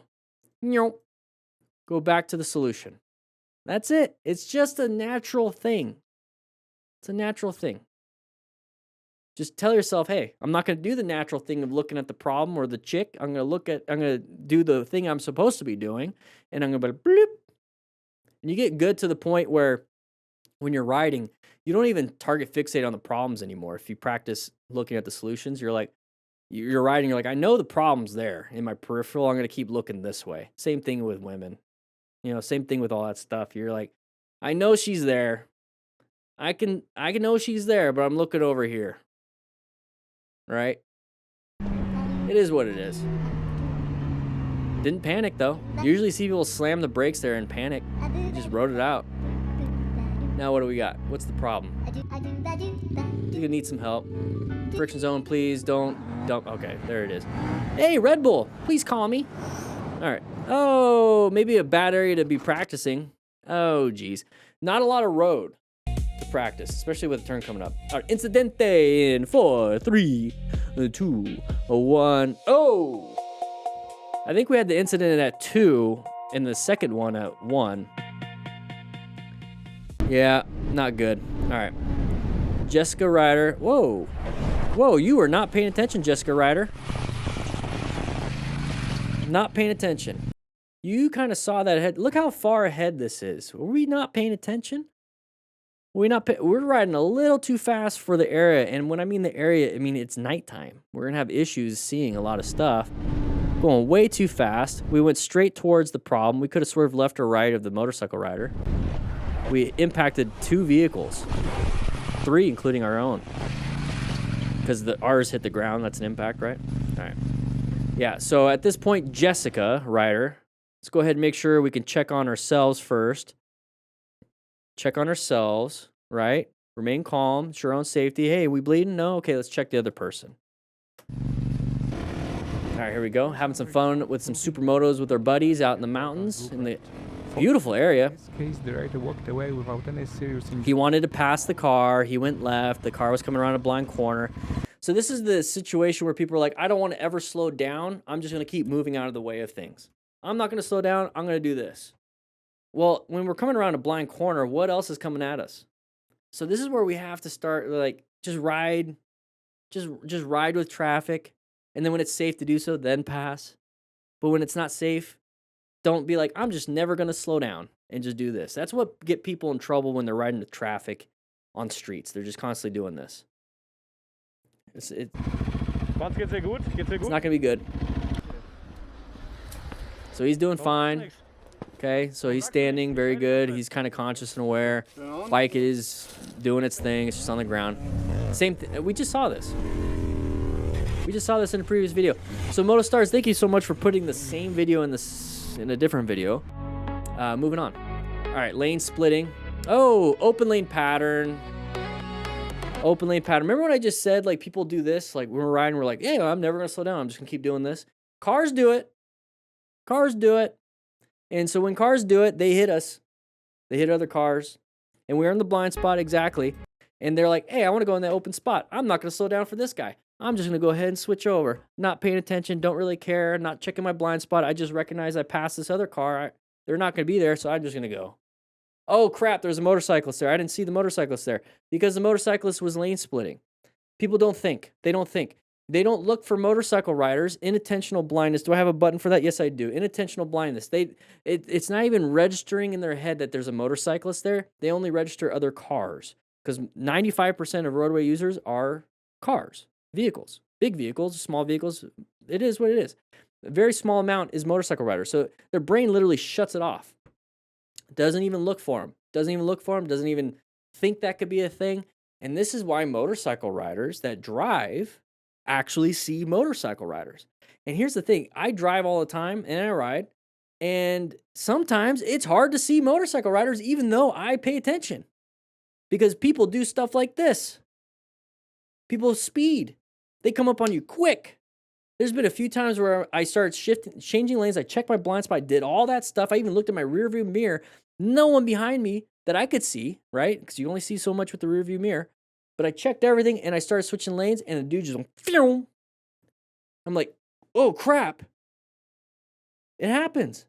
This is why as motorcycle riders, we got to pay attention. We're in the blind spot. There's an open lane pattern right here. We should have saw that. As the rider, we should have saw that. We didn't. We weren't paying attention. We got hit. Because we don't want to stop either. We're just boo, boo, boo, boo. Look at the road here. Whoa. Swerve. Good. Hey. I was going to say, look at the road. Look how crappy it was. He did what he had to do. Look at that swerve. He started the swerve. Guy popped out. Shouldn't have done that. Whatever. I don't care. I don't even know what the law is here. This looks like a weird road. Different laws. Everything. At the end of the day, if somebody comes out in front of me, I have to navigate that active threat. Got to do something. Swerve, brake, accelerate. One of those three things. Honking the horn doesn't do anything. Revving the bomb. Rev bombing doesn't do anything. Flipping out, screaming, crapping your pants. None of it's going to do anything. You have to swerve, brake, or accelerate to get out of something. He did the best he could. Did the best he could. See you later, pot shot. All right. Yeah. I don't like the music. I don't care if it's copyrighted. Here we go. We're moving on. So he was not paying attention, was going a little too fast for the area, and target fixated on the problem. Thankfully, nothing crazy happened. Double check everything. Make sure your leg's fine. Exhaust is fine. Bike's fine. Moving on. Here we go. Oh, swerve. Swerve. Ah, he swerved right and tried to apply the brakes to stop in time before hitting the curb. If you're going to swerve right, swerve left to get back. Swerve right. Let's watch it again. So he swerves right, then applies the brakes. You see how he's slowing down and doing that? We're like in a fever dream right here with the color correction here. A lot of saturation and vibrance. Not a lot of clarity. Filming with a 480p potato. That's what the P stands for, by the way. 480 potato. All right, so we're coming through here. So there's the hard swerve right. Very good. Very good. Very, very, very, very, very good. And he's focusing on the horn too much. Exactly. So very good on the swerve right here. As soon as we did that, swerve back.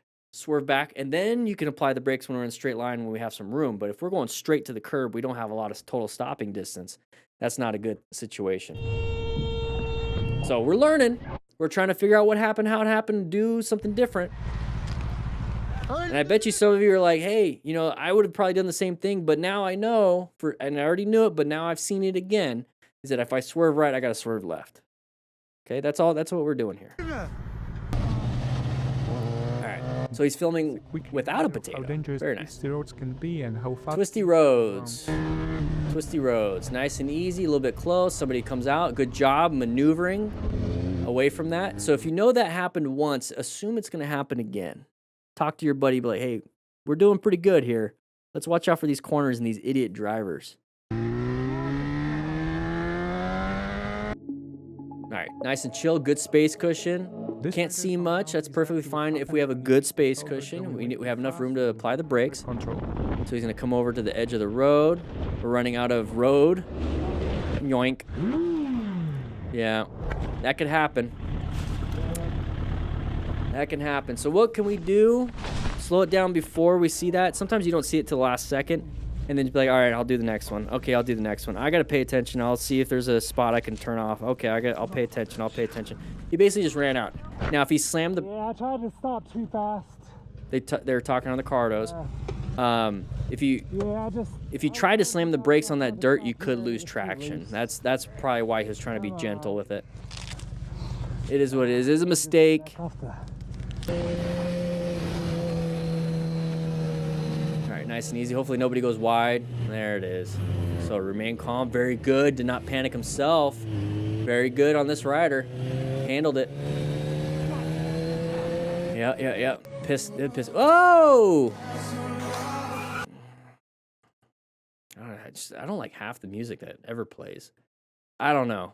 When I first started watching these videos, the music was actually pretty decent because it was kind of like my music. But I've been doing this for 8 years now at this point, and now it's all these new kids with their crappy rap music. I don't know. Anyways, so we're coming up to here, going a little too fast for the area. Chose wrong. Tried to swerve. Body stayed upright, turned the bike down. Go with the bike. Go with the bike, okay? And there's the impact. Pretty high mechanism. We have the iliac crest right here. Possible breakage. We're wearing flippity flops. Not very smart, not very good. All right. California, so we're going to do some lanes. What's the gap right there? It is. Good job, just cruising. that was close. Yeah, good job just cruising, not speeding through. Because if we were, we would have panicked a little bit. So good job on that. All right, so we're going to be all over the place. The road looked like crap. I saw some potholes. And we're going to low side.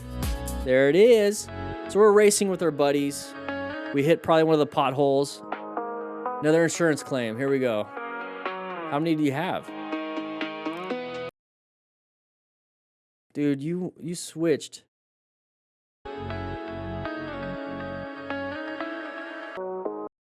We're in the far right lane. There's 1, 2, 3, 4, 5 lanes to the other motorcycle rider. There's 1, 2, 3, 5 lanes, not including ours. So we switch 1, 2, 3. Almost ran into that driver. Let's see where the driver ends up. One sec. So the driver is switching from the left lane to the right lane. They switched 1, you switched 3. From behind. You should have seen that ahead of time. He did that on purpose, dude. Come on, man. What's with the red lights? Somebody's brake lights? Yeah. We're going really... Yeah. Let's not speed and lane split that quickly. Whoa! Insta360 X5 adaptive tone. Hey! Carlos, you're not doing too good. That's not going to be a fun thing. If you notice how we're going face first, and a lot of people like wearing half helmets and 3/4 helmets, what do you think is going to hit first? I mean, my beard is pretty strong. It can handle a lot. You'll break your hand if you try to hit me. But the road itself is going to, it might win. It might win. This is why I like having that full face. I'm still going to smash my teeth. I might break my teeth. It is what it is, but I'm not going to, well, I might actually snap a few things here if it's that bad, but I'm not going to remove my jaw in the ground. All right, here we go. Side of the vehicle right there. You see that? Red bombing's not going to do anything. Just move out of the way. Let him in, let him in, let him in, let him in, or accelerate out. Let him in. Not a big deal. Now we're going to get angry. Now we're going to get in front. All right. I'm just going to scoot. What's up, buddy? Here if you don't mind.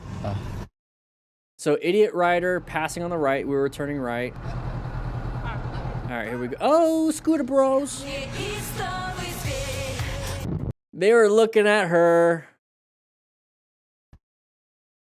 They were looking at her. Or he was, the guy in front. There's a chick on a motorcycle. This is crazy. Let's step. Boom. It is what it is. She has the old Cardo Pack Talk Bold. They're still good. Cardo. Link in the description for a discount. All right, here we go. Matrix in 864. Ah, this is...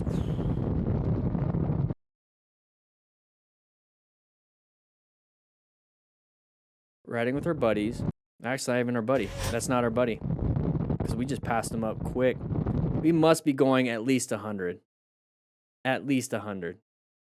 This is...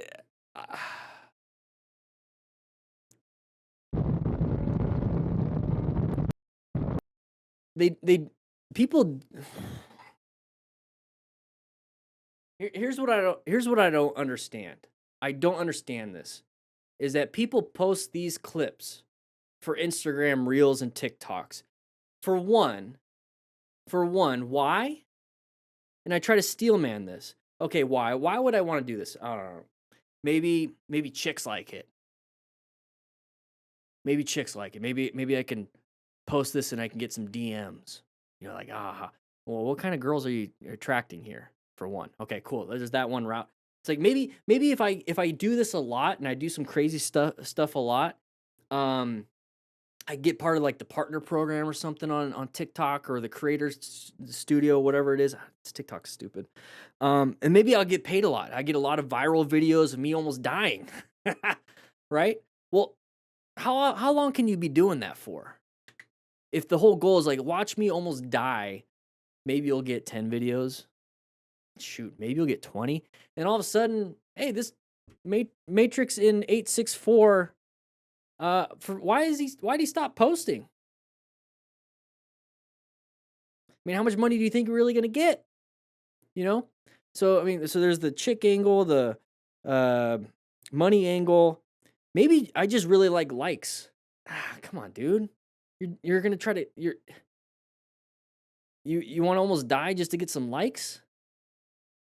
I mean, everyone has their own what they value in life. I don't understand that. Maybe they want me to people like me to like respond and call them an idiot. Okay, so if that's the case, because I'm not a chick, I'm not gonna DM you. I don't pay you to do this. I'm not gonna like this video, so I guess I'll be the guy that you want to say mean negative whatever things, and so you can have like arguments and be like, you know, whatever, it's my life, I can do whatever I want. Yeah, you know, bless heart emoji. You know, it's like yeah. Okay, well, dude, you're an idiot. Find a better hobby. Pick up golf. I mean, at worst, you're gonna get a sunburn. I don't know. This is dumb. All right. Oh, what a...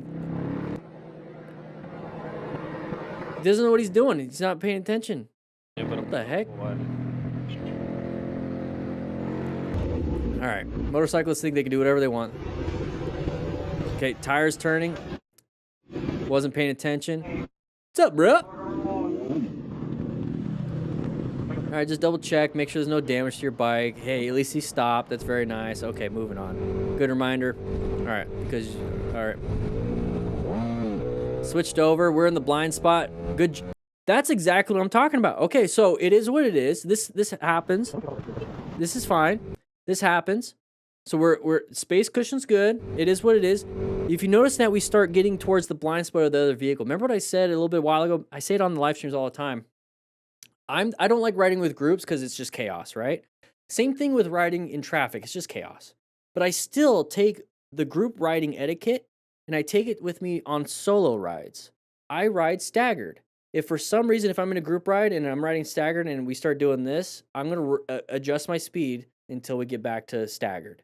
Same thing with when I'm riding in traffic. If I'm right here, like we were, and all of a sudden I'm getting like this, even if it's the other lane over, because people switch lanes, and I get to the blind spot, I'm going to rotate my speed or switch to the next lane. I'm going to stay in a staggered formation or maintain a good space cushion away from idiots. And I'm going to treat everybody on the road as an idiot. We all understand that. We can all think that. Even pretend you are one. It is what it is. At least people on Moto Stars. So we get up to here. Person switches over into our lane. We look. You see how the tire went right over the line? As soon as I see the tires go over the lines like that, I'm like, they're switching lanes. That's the first indicator that you'll know, and you'll see it in your peripheral.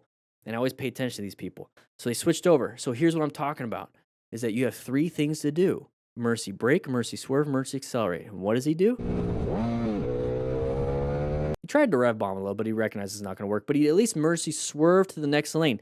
That right there is navigating an active threat and putting yourself into a position for safety. And now we're kind of stuck side by side with the trailer over there, and I don't like the position I'm in. Maybe I'm a little pissed off. Now we're going to go ahead and mercy accelerate out. Now the problem with this is that we're getting close to the car in front of us, so we're going to have to mercy swerve. Thank you. To this new lane. Very fine. But the thing is, now we're going at the higher flow of traffic. We are now the active threat. So comment, vote, how would you handle that? I'm telling you right now. So now we're the active threat because we're going at a high rate of speed. There's some trade-offs here.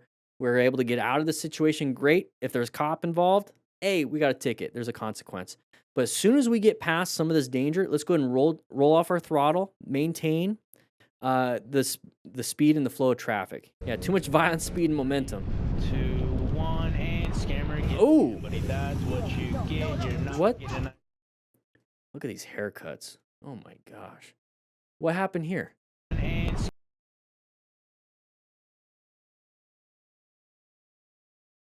There's a guardrail. So there's a chevron, so there's a turn. So our buddies must have been waiting. So there's a chevron right there. So this is still, we have a couple, probably 100 meters, 100 yards, maybe half a mile until we get to that area. Not half a mile, but a couple 100 meters. I don't know why I'm saying meters. But it was going too fast and the road was turning. And we just decided to fall in front of our buddies. What are they doing in the road? Or like, what are they doing right there? you're not getting a- What are they doing right there? They're just hanging out next to the highway? That's weird. All right, so that's a warning. He's giving you a warning. Let's go back right here. We're going 84. Let's see what the flow of traffic looks like. Okay, we're passing the flow of traffic. We're next to Valley Boulevard, right in the comments where that's at. So we're catching up. And we're not going too fast. We're not going that much faster than the flow of traffic. I want to say that's a warning, but it seems like the cop just kind of did a dumb, unsafe maneuver. See, when cops do it, it's fine. But when I do it, I don't know. I think the cop, I don't think that was even a warning. I think the cops are just being a D-bag. Write in the comments if you think so. Write in the comments if you love the California Highway Patrol. I mean, we're allowed to be in the left lane. It's the HOV lane, right? This is the HOV lane, right? I gotta mute that. Yeah, it's the HOV lane. And we're not going, I mean, you notice how we're not passing vehicles fast. We're maybe going like 4 or 5 miles an hour over the speed limit or over the flow of traffic. So we're not zooming by traffic. This cop is. I don't know. Write in the comments. Yeah, you see. Yeah. All right. Oh, we've seen this one before. He gets a little clippity clop. Moving on. Okay, just let him in. Let him in. Let him in. Let him in. Tell your buddy. Talk to him on the cardos. Be like, this guy's being an idiot. It is what it is. Just let him in. Get behind. Let the idiot be in front. There it is. Now we're mad.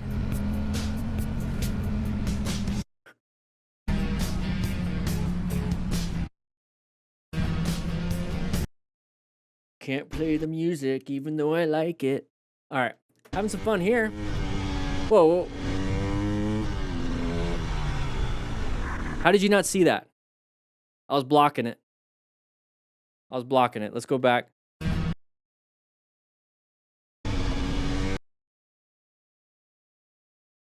How did you not see that coming up? We're gonna have to do a right turn, and then it's gonna be a sharp left, very sharp left. So there's the right turn coming up ahead. This is why I use my rock form. I have my phone mount right here. This is why. So it's like a mini map on like in a racing game. You know what's coming up. So you see that, and I don't like the little car icon. I just use the arrow. But how do you not know that it's coming up right here?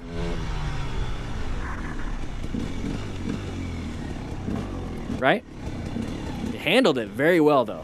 Handled it very well. Oh my, what's up with this music? Holy crap. What is it, anime? Oh my gosh.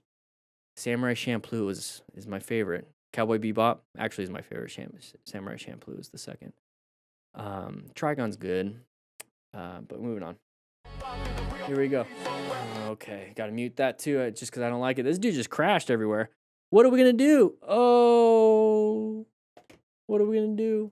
So that dude's gonna crash in the back of the vehicle. Now we have road debris and a human to avoid. Oh, nope, we didn't. We just broke his legs and we are on the ground. It's not our fault. Okay, it wasn't our fault that happened. But you know what we're going to be doing is we're going to be watching 3 more videos on this live stream. So stay tuned, hit that subscribe button. We do this every week. Okay. Ride safe, be safe, grab the Smart Rider motorcycle training system. I'll see you guys later. We're going over the plan method. I'm going to try not to pause this. So if you're a brand new rider, pay attention. We're going a little bit wide here. We're trying to keep up with our buddies, and we crashed and smacked our face on the ground. That's why we wear a full face helmet. So he got distracted by a rider ahead through a corner, went too wide across the center line, barely avoided a big rock. Very scary, so this is why we rescue each other after a crash. Now we're going 126 miles per hour, 140. Okay, go a little bit too fast, and this is what happens, the speed wobble. So we probably hit a tiniest of bumps. Suspension does this because we're going too fast. It's not gonna be able to, work quickly because we don't have like race bikes. Oh, we have the side of the vehicle right there. Nice impact to the left leg. So intersections and corners are hazardous situations. Be very careful around those. Slow it down on both of them so that we don't make this. Oh gosh, that's pretty bad. So hopefully his leg is doing fine. All right, so here we go.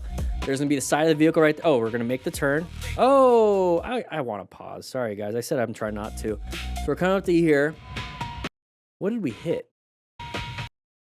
Something like that. So gravel. That's gravel. It's a little bit hard to see with the camera and the compression on YouTube, but we hit gravel in the middle of a turn. There it is. So we got to watch out for road surface hazards also. Dress for the slide, not the ride. You could do both. You could still look. I think it looks cool when you wear full gear, and that's part of being a smart rider or acquiring and using personal protective equipment. So everything I talk about here, the Smart Rider principles, is part of the Smart Rider motorcycle training system. Riding Smart is the first book, and that's going to get you from 0 to getting your license. We practice the endorsement test. And the Smart Rider motorcycle training drills, 24 motorcycle drills in a book, so practice, and then how to rescue somebody after a crash. You get the fun little card right here, which we see popping up. It's all part of the system. There's a digital version, and there's a cone version, and free shipping in the United States. Check it out. So if you want to know how to ride, you want to be better at riding, there you go. This rider definitely pushed his. So here we go. We got, if you had a rock form mount, that's what I use here for phone mounts, is GPS. Going a little fast for the corner. We should have seen the corner coming up because we have that GPS. Very lucky. Now remain calm. Laugh it out. That's fine. Go ahead and let's pick up the bike. Let's not get hurt. We have another turn coming up. His phone fell off because it was a quad lock. Rockform locks it in. All right, here we go. See how quad lock, it fell off? All right, so we're just cruising. What do we got here? Oh, we're just gonna do wheelies. Probably gonna loop it. Yeah, high risk, high skill. You need a lot of skill to manage that. And it's still risky no matter what you do. Dude. It's like taking corners extremely fast, but now we're just doing the wheel up.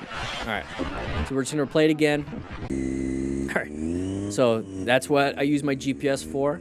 All right, intersection, side of the vehicle, side of the vehicle, side of the vehicle.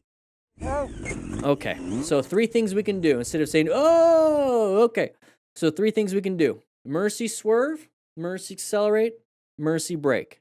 Those are 3 things we can do in an emergency situation to navigate an active threat. And this is the side of the vehicle threat. It's the pattern that showcases, hey, somebody's coming at us. We're going to hit them, okay? So when we're saying, oh, that gives us an opportunity, since we perceived it, now we're responding with, oh. Instead of being like, hey, look at that, oh, remove the oh part, apply the brakes. Just apply the brakes, or emergency accelerate out of there. Or swerve right and just take the right-handed turn. So there's multiple things we could have done other than just being like, oh. And that's just a natural response. It's a fight or flight. It's like a freeze response.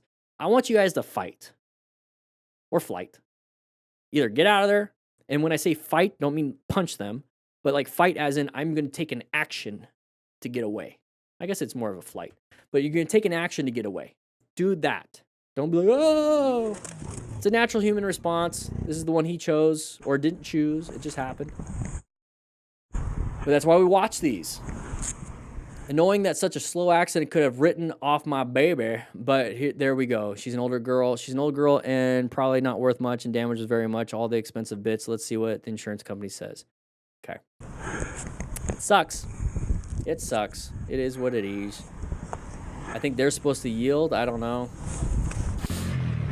All right, having some fun. I did this on the Harley Sportster. Wasn't very smart. Oh. Oh. Oh. You can see what happens when tricky roads meet overconfidence. Here we go. Moto. We have a sharp left turn coming up ahead. Take it nice and easy, nice and easy. Oh, leaned it a little bit too far, going a little bit too fast. So when we go too fast in these corners, we're like, I need to lean it harder. And when you start leaning it harder, you lose traction. You can low side. Oh, this might not be good, huh, Hog Rider?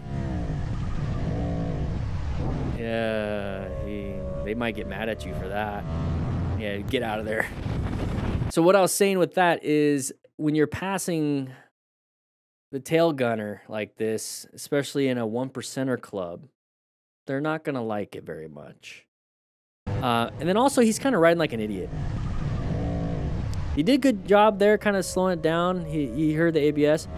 And then he's speeding off. Wear gear. Please wear some gear. He's got a helmet at least. All right, moving on. Are we going to lane split? Because we're going pretty fast here when there's a lot of brake. Whoa! Good job with the brakes.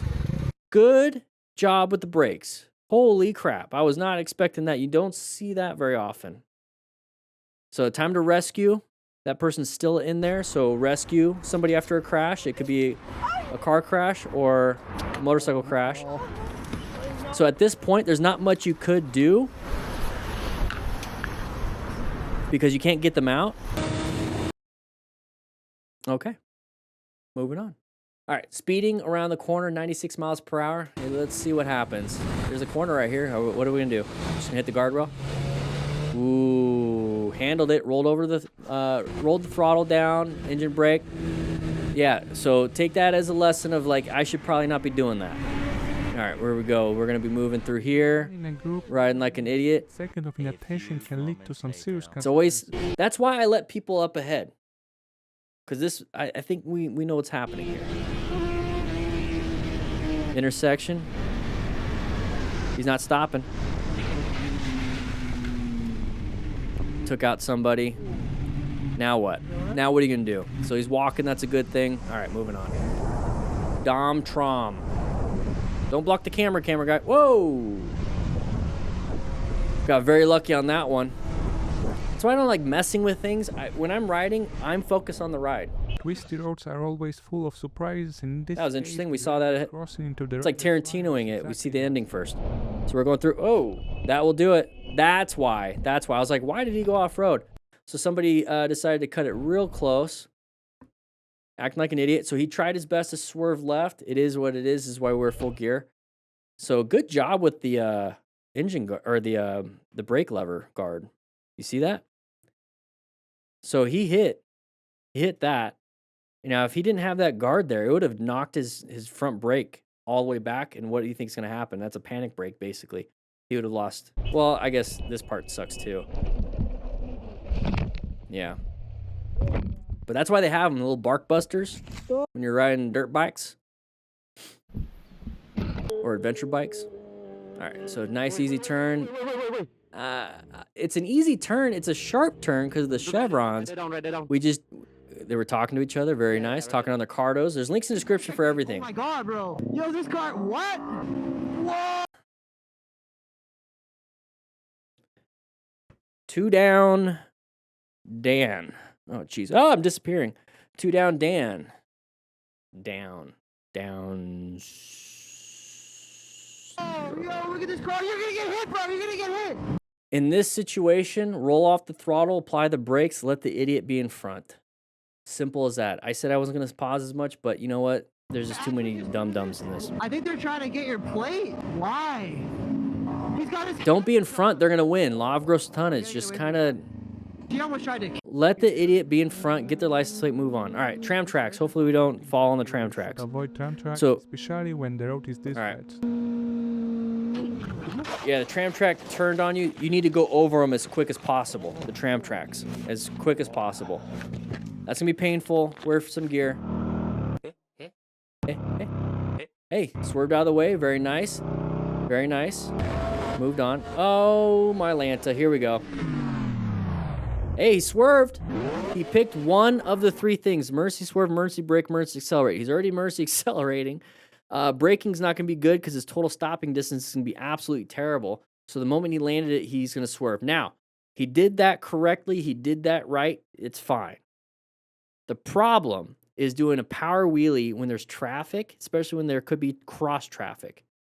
You put yourself in that situation where you have to do something very quickly with a lot of skill. Prefer you not do that. You do you. But if you're going to hit that vehicle from the side, with a 500, let's say 500-pound machine, let's say you're 180, so 680, 700 pounds, side of the vehicle, boom, hit it, 700 pounds, going 80 miles an hour, you're going to kill someone, including yourself. All right, here we go. Nice little wheelie. We're going to loop it. There it is. Damaged our bike. We got crash guards. Very nice. At least we have that. Hopefully we're not injured. Moving on. All right, Levi Fleming. Situation that So we're just chilling with a group, perfectly fine. takes Might as well just stay in one everyone lane. else in danger. What do we got here? Everyone's just chilling. I like it. Somebody to slam the oh, there's always that one person that wants to speed up, speed up, speed up, speed up, speed up, catch up, do this. Then it becomes chaotic. Let's see what happens though. Oh, somebody crashed up ahead. Maybe they were doing wheelies with a big group ride. This is why, if you're in a group, carry a trauma kit. Learn how to rescue. Hopefully a lot of people in the group ride can rescue. Hopefully a lot of people got the system so they at least have the rescue and the rescue card and a little bit of education so that if somebody goes down, nobody just dies because of like a blood loss thing. There you go. Let's ensure our own safety. Get off the road. Let's get off the road. Moving on. Here we go. Z-Money side of the vehicle, they're going to switch all these lanes. So we're going to have to switch lanes ourselves or find an escape. Apply the brakes. Don't stay side by side. Either mercy accelerate out of there once you're there or let them in by applying the brakes. Oh, here we go. Here we go. 150 kilometers an hour. That's 93 miles per hour. Okay. Oh, speed wobble. There it is. We had a little speed wobble.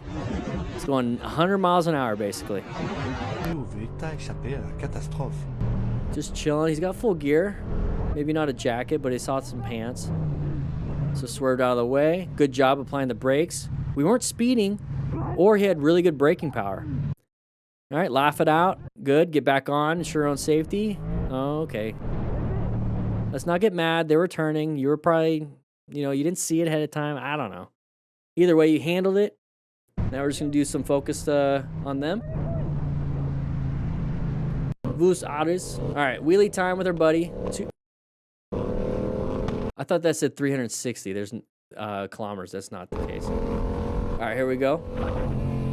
Buddy's going to do some wheelies. Whenever somebody's doing wheelies like that, just anticipate, hey, there's a high risk. Possibly somebody's going to go down. Let's ensure our own safety. Good U-turn. He's practicing the Smart Rider drills U-turns. Okay, you can get in the parking lot, practice those so they become second nature. So if it's bad, it's bad. Let's do this. Let's go through the checklist. Remain calm. Ensure our own safety. Okay, that's done. Let's make sure that the person's doing fine and stop any major bleeds. All right, Mr. 1000cc, here we go. We're going to be cruising nice and easy. Good space cushion ahead of us. That car's getting bigger and bigger and bigger. That means we're getting closer and closer and closer. They're backing up for some reason. Nice and easy around it. Handled this perfectly. Handled it perfectly. Let's not get angry. Let's just move on. Slow down, seeing something weird. Moved out of the way. Very good. Where are we at? Sand Springs, West 412, 51, 64, LL Tisdale Parkway. Okay. Write in the comments if you know where that's at. Open lane pattern. And the car right there in front of us is getting bigger and bigger and bigger. What do we do? 3 things. He swerved out of the way. Handled it. All right. Is the bus gonna move over? We're gonna try to go for the gap. They went for the gap too. We got a nice little touchity touch, just the tips. And the phone fell out. That's why you need the rock form mount. Okay. Use it for GPS. I saw it coming. Watch the goofy. Okay.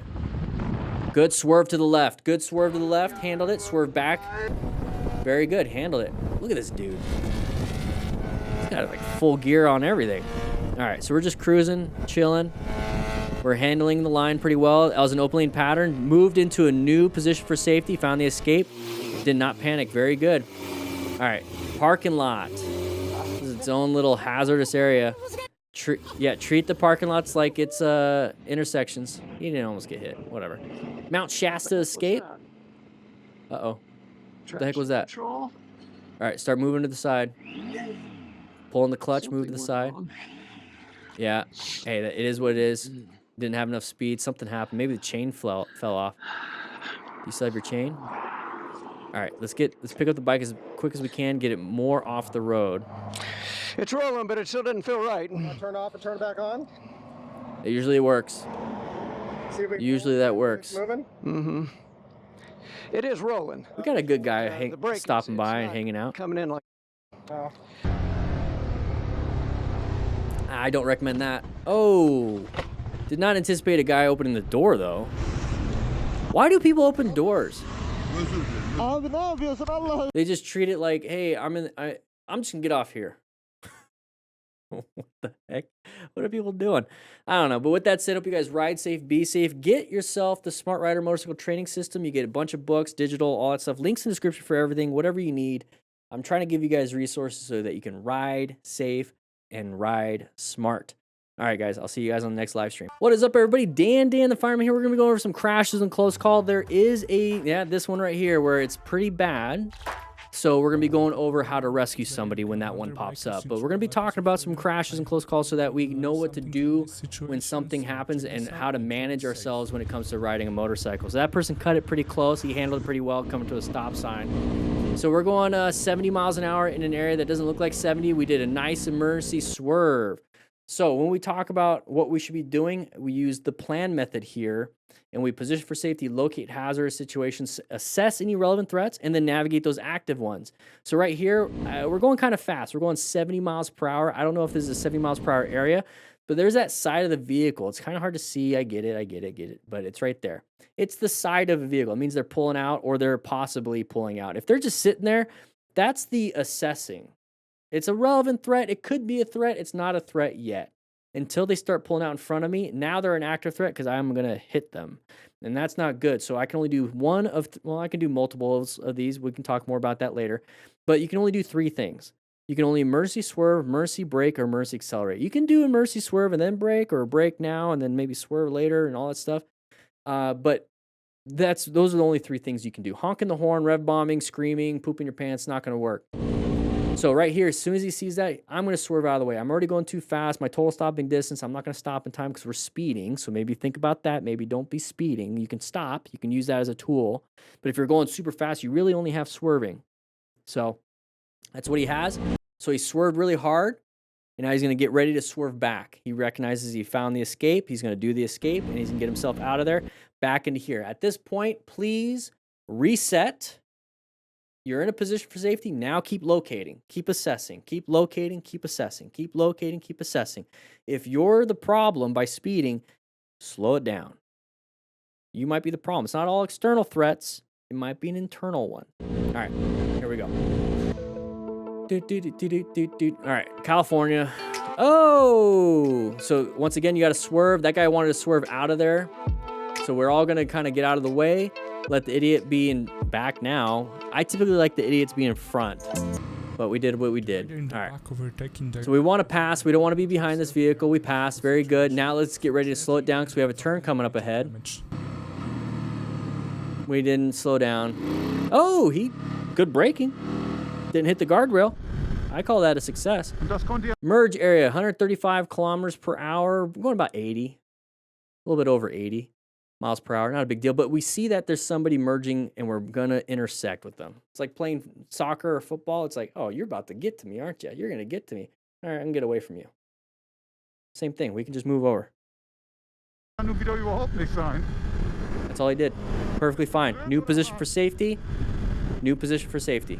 Schiet einfach raus, der Blödmann, ey. Sounds so angry. All right, here we go.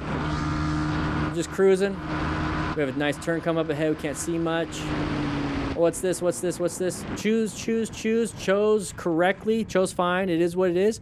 We're going to get back. There it is. Nice and easy. And that's part of the Smart Rider system right there. So you learn how to swerve in a neighborhood. We practice all the neighborhood stuff, getting you to get your license at the very end at the chapter, motorcycle operator skills test. But that last part where he did the nice little U-turn, we got 24 drills right here. Got 24 drills, and we're going to learn how to rescue somebody with that. It's part of the Smart Rider motorcycle training system. You can get some cones or 5 tennis balls cut in half, and it'll handle all the drills.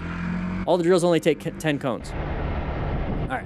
So we're getting through here. What do we got? What do we got? Nice mountain road. He managed to get out of it unscathed. Why'd we do that? Could we just not navigate? Was there a mechanical failure? How did, you gotta turn. All right, green light. Look both ways real quick. Everything looks good. We're gonna go ahead and emergency accelerate out. Don't rev bomb. Just let them have it. Just let them have it. They were supposed to turn right, I bet. Just let them have it. Rubber ducky. The rubber ducky is right on my head. All right. I don't like the music. Oh, nice little stoppy. And we lost balance and we fell. Wasn't paying attention. Was just kind of going on autopilot. Wanted to turn left. Saw cars were coming. Bloop. Nice little stoppy. All right. Okay. The music is kind of lame. All right. Side stand down. Very good. All right. Here we go. Open lane pattern. Anybody want to switch over to me? Good job with the positioning. We have an escape to the right if we need it. Brake lights. Oh, there you go. Escape to the right if we needed it. Very good. Now let's get back on the road because there's a lot of road debris on that side. It is handled it. 5 right through. Okay. So here we go. This is the video that it's probably going to be its own video. But here we go. So this is going to be a motorcycle crash. So viewer discretion advised. We're going to be going over rescue. There's not much we could have done in terms of maintaining our motorcycle skills in this situation. We're going to be talking specifically on rescuing injured motorcyclists. And we're going to be going over the accident scene. We're going to let him talk on some of this stuff, but we're going to remain calm ourselves. Think about this when we're coming up here. This is like you're in a group ride. Everything seems to be kind of going okay. Everything's chill. This is always in the back of your mind. Is remaining calm if something does happen. Let's ensure our own safety if something does happen. Because if we get into a crash, if somebody crashes and we get into a crash, we can no longer help. If you have the skills and somebody else crashes and then you get injured, you can no longer help, and therefore you can't help that person. So it's very important that we remain calm, have somebody call 911 or we call 911. It'd be important if you had the skills to have somebody call 911, point at them, say, hey, you do this. Ensure your own safety, side of the roads. The big thing here is that we're going to be watching out for traffic. Another thing is that we want to watch out for any bloodborne pathogens. That's why wear PPE, personal protective equipment, when it comes to medical stuff. PPE when it comes to riding is full gear. PPE when it comes to medical stuff is blood control or blood pathogen control and all that stuff, so we don't get any blood in any open wounds. When we're touching the person, we're not transferring a bunch of stuff. Also, eye protection. So just keep your helmet on, full face helmet with your face shield down. That way, if anything splashes in your eyes or into your nose and your mouth, it's protected by the face shield. Stop any major bleeds. We're going to make sure we can do direct pressure, apply a tourniquet, or pack the wound. That's going to be stuff that you're going to learn in Stop the Bleed class. I can only give you a cursory knowledge of that kind of stuff. I can only explain it and maybe even demonstrate it in the rescue module that I'm putting out. But for the most part, these are some other symptoms that you might want to be aware of. Any head injury symptoms, spinal cord shock symptoms, things we can't really handle on scene outside of stopping any external bleeding to help out with the shocky symptoms. Lay them down. I would prefer on their back, but you find them how they are. You don't know how to log roll yet. So just lay them down and try to keep them warm. So having an emergency blanket or like a Mylar blanket, space blanket, it's going to help keep them warm, hopefully retain some of their body heat. And that's very important. If they get cold, things start to shunt the blood and all that stuff. That's a little bit more information, but here we go. We're going to watch this. Here. Let him talk. We're staying as tight as we can right there, that car just pulled directly That car that just... in front of a motorcycle. I'm going to point out this car real quick, just so you know. That car right there did this in front of the group, okay? Causing him to swerve to the left. At this point, we're going to remain calm. Right, lock his brakes up. As he did that, let's ensure our own safety. Behind him was not able to brake. So I'm going to pause right here just real quick. I want you guys now, when you understand the rescue, remain calm, ensure own safety, and now you're going to pop into, I need to stop major bleeds. One thing I want you to see is the chaos on scene. I want you to see the chaos. The emotions of what's happening is creating the chaos. So for you to remain calm, do some box breathing. Inhale, hold for 4 seconds. Inhale for 4 seconds, hold for 4 seconds. Exhale for 4 seconds, hold for 4 seconds, and then inhale again. Do that like 2 or 3 times, and it's going to regulate your nervous system. It's going to help you remain calm while you're thinking. Okay, you're going to do the breathing and everything. Practice it right now, okay? So watch the chaos. Realize that you could be the resource in this chaos. Enough time. Don't join the chaos. Ran him over. It was absolutely probably one of the worst things I have ever seen in my entire life. See the chaos going on? It's time to compartmentalize while we're on scene. We can deal with the emotional aspect of it after the fact. So all it took was 3 seconds of somebody not paying attention to cause. So I said I was going to let him talk, but here's the thing: when you're walking, you know, I'm just going to let him talk. I'll explain later. This lady didn't pay attention. She literally just turned into her driveway. And for anybody saying that you were able to actually see a gap that she was able to drive through, I'm gonna put a zoomed in view in here where you can actually see. So what he's saying is that she probably thought she could make it. No room to pull in front of this vehicle. There were just watch the chaos. 15 motorcycles at most behind us here. Do some lip reading on that one. Would have waited 10 to 15 seconds. She would have been able to turn into her driveway without impeding the traffic of any of these. So that's the should. Okay, when we talk about this kind of stuff, grief immediately hits. A lot of people don't think about grief until it's like after the fact. Grief's immediately hitting you. And it's like, you should have, like, this could have happened. That's the bargaining aspect of grief. You just saw the lady with the anger. That's the anger part of grief. There's the denial of like, oh my gosh, why is this even happening? That's the denial part of grief. You need to get, I don't want to say you need to, but if you want to, if you feel like you have a moral duty to assist on things and you want to be a resource on some of these things, you have to get to the acceptance of grief while you're on scene. So when I say compartmentalize those emotions, all those emotions before acceptance is going to distract you from what needs to be done. So if you can tell yourself, this happened, we got to do something, it doesn't matter, it doesn't matter, it doesn't matter, we have to do something. That's when you get to the acceptance of the grief in the moment. And then after the fact, you now can get angry. You now can get sad. You can now be in denial of like, did that even really happen? And then you can go through the after action process and be like, if they just did this, this wouldn't have happened, all these things. That's where you have a good support group to help you out through that. But when you're on scene and you want to be this person that can rescue somebody, you need to accept that this happened. We now have to do something. I will deal with this later. Okay. And that's the part of remaining calm and ensuring your own safety, because if you stay in the chaos, you're not going to remain calm. Somebody's not going to call 911. You're going to be all over the place, not knowing what you should be doing. And then you're not even going to be ensuring your own safety because you're not even thinking. There could be a car coming around this corner and hitting you. There could be somebody pulling out a gun, starts shooting the lady, and the lady's family defends, and now there's chaos even more with the active shooter.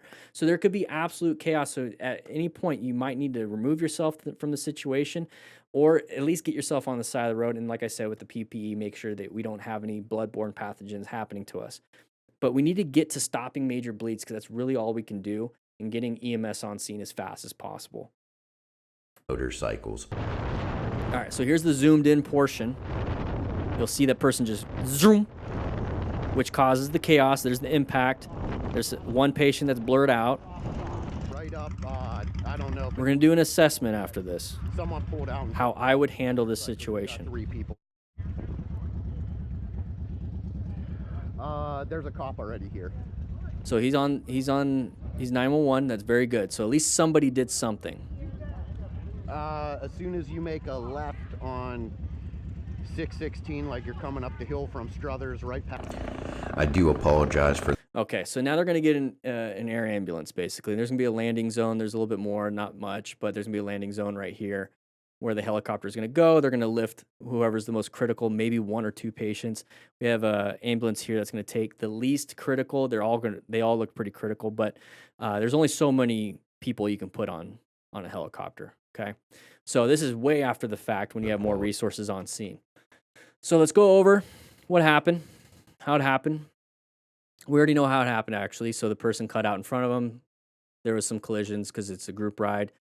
He did mention, and that's a pretty graphic scene, but he did mention that this Can-Am ran over somebody. I don't know who it got ran over, but let's go ahead and go back just a little bit further, right when it happened itself. It is for. Okay, so I'm going to mute him because he's just kind of doing he's talking over the whole thing, so I'll go ahead and talk over it. So we're in a group ride. We're riding around, having a good time. We're with our buddies, not thinking anything bad could happen. We're kind of in this mode, and all of a sudden, everyone's applying the brakes. We see somebody in the ground. It's like, oh, crap. This is the moment you are going to start getting that elevated blood pressure. Your heart rate's going to go up. Your breathing rate's going to go up. That's the adrenaline, the norepinephrine, all that stuff just shooting through you to cause a fight or flight moment. You can freeze or fawn, all those different survival techniques the body, the brainstem loves to do, okay? So this is where training kicks in. Just like with motorcycle riding, if somebody pulls out in front of you, fight or flight kicks in. And this is when our training can override some of that stuff. We'll still feel it, we'll still have it, but we're gonna override it with our training. And that's why we focus heavily on the Smart Rider system. And we're going over the rescue portion, but the Smart Rider motorcycle training system will get you in a position where you can handle a lot of these things, hopefully not have an issue like this. But we're going to go over the rescue. So we're coming up to here. It's like, okay, remaining calm. Let's go ahead and make sure that we stop. We can ensure our own safety. Let's go ahead and make sure I'm not part of the accident itself.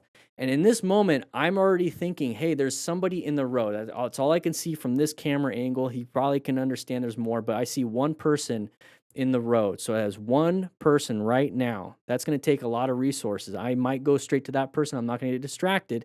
I'm going to do a little bit of triage. I see maybe a couple bikes on the ground. Each person, there's one person per bike, basically. So if I see 3 bikes, there's 3 people, possibly. If there's passengers, maybe more. We need to get resources here, but I'm going to start heading my way there, get my trauma kit. I'm going to get my gloves on, and I'm going to point at somebody. Since I have the medical training, I'm going to point at you and say, your job is to call 911 right now. Call them, and then I'm going to head out. So I'm coming up to here. I'm going to go ahead and park the bike. You see the chaos. Everyone's like freaking out. What do we do? What do we do? I want you to get out of that. So we're going to go ahead and put the side stand down. I'm going to hop off the bike. There's some panic going on. I'm going to slowly walk up because if I run and trip and hit my face and knock myself out, not a good idea. Not a good thing. So I see 1 bike, 2 bikes. I see 1 patient there. I see 1 patient right there. So that's 2 minimum. They're working on that person. I see another person way up ahead. Let's see. It's going to be a little bit hard to see right here, but we got that person right there too. So we have 3 people. Now, I'm going to double check right here. Is that person breathing? Yes, no, maybe? Okay, cool. It doesn't matter what the answer is. I just want the information. I'm going to walk up to this patient. I'm going to double check, make sure they're breathing, they have a pulse. I'm going to walk to the other patient, make sure they're breathing, have a pulse. If somebody does have a pulse, that's great. I'm going to maybe start working on them, or start directing resources and start working on them. But these people are doing their thing. Maybe they have some medical training. I don't know if it's a group ride that I'm with, that I always ride with, and maybe this is, Jennifer and Jessica. I don't know why I'm saying J's, but Jeff right here also. Maybe I know that they are nurses, ex-military, whatever. Okay, cool. They're going to do their best. They're going to handle that person.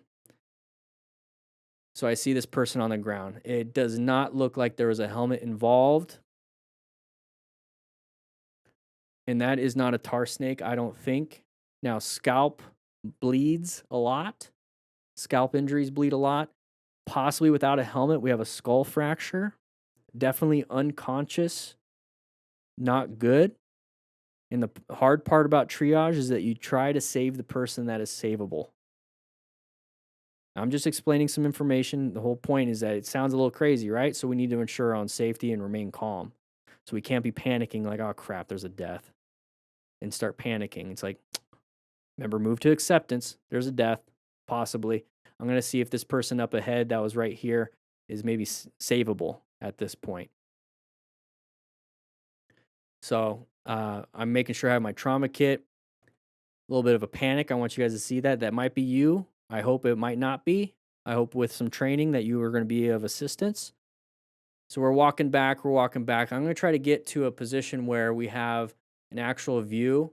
We have an angry lady. Remember what I said? All the emotions of all the grief that it's hitting right now.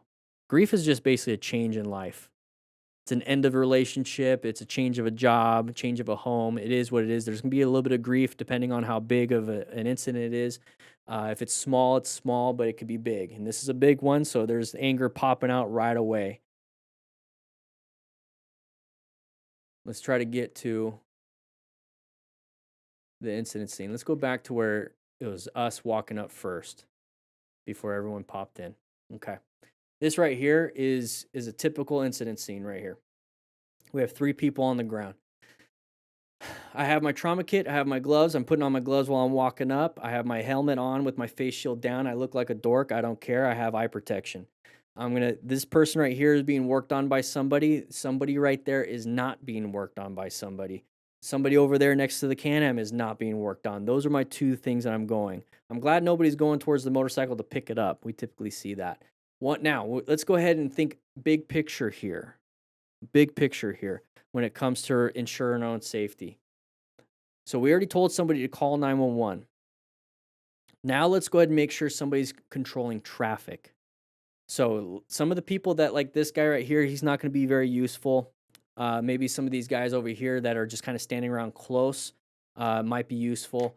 So what I would be doing is I'd be telling these 2 dudes to go over here and to do this with the traffic. I don't want somebody going 50 miles per hour and just keep going 50 miles per hour and then maybe slow down to 30 before they run over the lady in the road or running over the guy that's on the phone or the woman, I don't know. I don't want them to get hit. I also don't want a car to be coming down going 50 then to 30 and then swerving and running over these people. I don't want to get hit if I'm working on this person and I get hit. So I want these 2 guys right here. Your job, buddies, is to stand over there, to stand right over here, and just wave people down. Now, if the vehicles behind us, all the motorcycles are kind of working on controlling traffic because it's just a big long line of motorcycles. So I'm not too concerned about that side. I'm concerned about that side. So now we got remain calm kind of handled. We have ensure our own safety kind of handled. And now we need to be able to stop any major bleeds. Now, when it comes to this person on the ground with a skull fracture and a bloody head, basically, there's not much you can do. I'm being truthful here. I'm being honest with you. There's not much you can do with that. You can't apply a tourniquet. You're not going to do it around the neck or the head. You're not going to be packing the wound in a skull fracture. And I'm not even going to tell you how to apply direct pressure to a skull fracture because you really don't. At this point, this person is out of your scope. There's nothing you're going to be able to do on scene. The only thing that's going to save her life is going to be surgery. So when you hear that, hey, the only thing that's going to save her life is going to be surgery, how is she going to get to the surgical center, a level 1 trauma center? How is she going to get there? It's because somebody has to call 911 and get that chain of survival going right now. The dispatch needs to know where you guys are all at. They need to know what resources to send. They need to have EMS on scene to get them in the ambulance or in the helicopter to fly them out to the surgical center, to the level 1 trauma center to do the thing that's going to be life-saving. And that's going to be the reality of the situation. This is why we wear helmets. She's not wearing a helmet. That's why we wear helmets. It might have not been a skull fracture. It might have been just a really bad concussion. Okay, which is still bad, but still, it's better than this. The person over next to the Can-Am, it's hard to see. Still not getting up. Usually people want to get up because it's either they're embarrassed or they want to see what's happening. When they're not getting up, they're either unconscious, unable to get up, and conscious, or just out of it. They're not alert, verbal, maybe not pain, maybe unresponsive. Who knows? That's why we need to check. Maybe their back is broken, a lot of pain, they can't get up.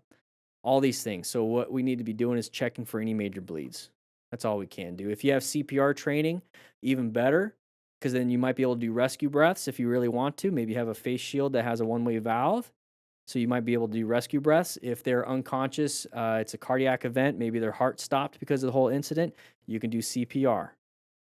But right now, when it comes to a stop the bleed class and rescue, all we can do is stop any major bleeds. That's what it's the minimum. It's the absolute bare minimum that I want you guys to have. But getting CPR is very important for situations like this because you never know. Person on the right here, probably is conscious and alert, just in a lot of pain and probably talking to Jennifer, Jessica, and Jeff. Who knows? But they're being this guy's being handled by 3 people. If you notice how 3 people for 1 person, that's pretty much the minimum when it comes to a trauma like this. So you might be handling this person. You might be handling this person. You might even yell out to the group, anybody with medical training, come with me right now. Don't ask and be like, hey, let's have a discussion. What do you have? What do you have? What do you have? No, you come with me right now. I'm going to tell you what to do. You cut off clothes. You start applying tourniquets. Hey, I need you to put pressure on that wound right now. You need to learn all this stuff if you want to be a part of a group ride and ride motorcycle. I believe that. I don't want to say you need to. I believe I have a moral duty to act to learn how to rescue somebody. Okay? Get a stop the bleed class. All while you notice how I'm talking. Okay? It's pretty much, that's the end of the scene because there's not much else you can do. But you notice how I'm talking, how it's just very much matter of the fact, this is what needs to happen. This is what needs to get done. We are going to do this. This is what's going to happen. This. None of it's, I'm pissed off at this car driver. None of it's, oh, people are acting dumb. Or, yeah, she should have worn a helmet. It is what it is. But it's like, it doesn't matter anymore. Because then I can sit here and be like, if she wore gear and this and the whole after action, it's like blah, blah, blah, blah. No, now we're in the situation. We're moving past the bargaining stage of grief. We're moving past the anger. We're moving past the sadness. We're moving past all this stuff, the denial of it. It happened. We have to accept that this happened. We're going to do what we can do. And if we can't do anything, then we can't do anything. This is why it's so important before something like this happens to get the training so that when it does happen, if it happens, you know what to do. You can do something. So we're moving straight to acceptance. You're going to deal with the scenario on scene. You're going to get to this point right here where the helicopter is coming in. There's nothing else you can do. We have EMS and police, fire, all these people on scene handling it now. We passed it off. At this point, it's starting to creep in because you have nothing left to do. That's when the denial, that's when the anger, that's when the sadness, that's when the bargaining kicks in. Big time. And this is where people start to shut down. So it's very important to collect yourself, run the safety checklist. What's your state of mind? Should you get back on the bike? Maybe not. If it was me and I don't feel like I can collect myself, then I might just call someone to tow my bike home and I'll ride with the tow truck. Or I'm like, I'm good right now, and I hop on the bike, and all of a sudden, while I'm riding the bike and I'm like heading home, I'm like, sorry guys, I'm heading home, or I'm heading to the hospital, right? Just to check on these people because they might be my friends and family. And 5 minutes into it, I start sobbing. Or 5 minutes into it, I start getting extremely angry. Or 5 minutes into it, I'm in denial and bargaining, so I'm thinking of other things other than riding. I'm going to pull off on the side of the road. And it might take me, if it's a 30-minute drive to the hospital, it might take me an hour. Because I'm constantly pulling off, get box breathing back into the state of mind, ensuring my own safety. Because if I crash now we have a new problem. That's what's going to have to happen until you can finally get to a safe place. Either you're sitting in the hospital room or in the waiting room, or you're sitting at home and you can deal with it. You can run through all the emotions, talk to a therapist, journal about it, talk to a close friend or family member. Just let it out. It is what it is. You're dealing with the whole situation because you weren't able to deal with it on scene. You have all these people dealing with it on scene. They're doing it on scene. So just look. You're not going to be able to do this here if you want to help. You're going to do this, how they're all feeling, and this lady over here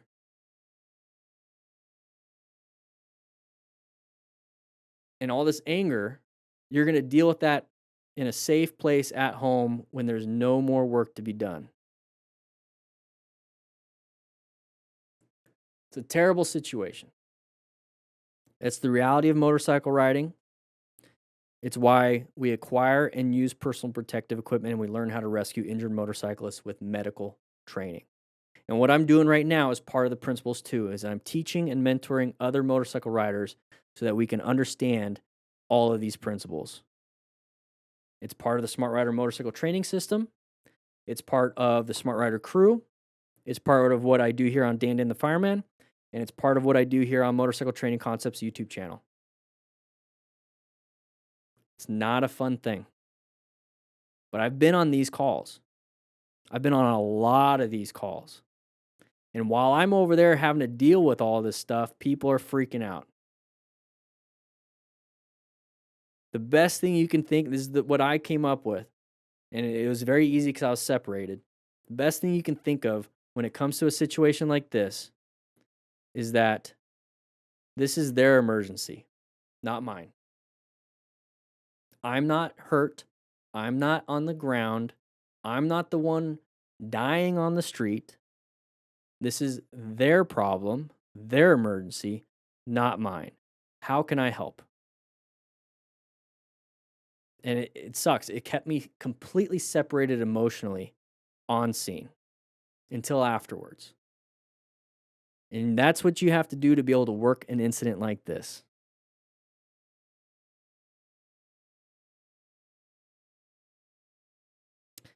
It is what it is. It is what it is. It's not fun. It's not great. This is the bad side of motorcycle riding.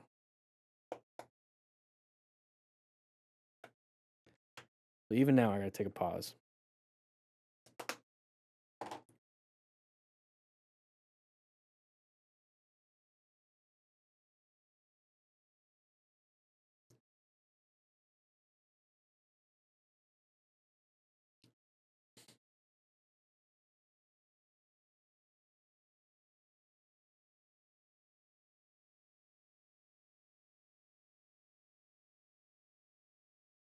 Is going to receive a ticket for failure to yield for a left-hand turn, if anything, and I feel that is completely unacceptable.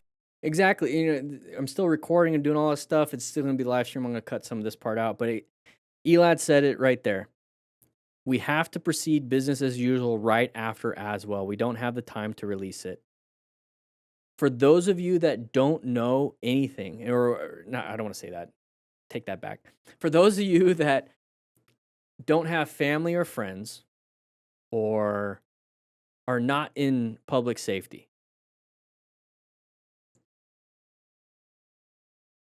this is what Elad and those of you in public safety, and including myself, and I did it for 11 years, we had no one to talk to about this. We had no one to release this with. You can't go home and dump it on your wife. You can't internalize it and then it comes out on your kids, your family and friends. This you just can't. And I want to point this out. Shmi and Elad, everyone here, we have seen so many crashes and close calls together on this. We have seen so many. How often do we see something like this? Not often, right? Not often at all. Now imagine. You don't even have to imagine. You live your normal citizens, normal people, live their life never seeing this in real life. Maybe one or two times in their life, and it's usually like a family member. Maybe one or two. EMS, police, fire, military, public safety sees this. I'm going to speak specific to firefighter EMTs and the medical side and hospital. They see this every day. Every day. Every day. So as traumatic as this is for those people that are on scene, We saw it every day. It's the other side of the human experience that nobody gets to see. And the question here is this why a lot of first responders and military generally turn to self-medication?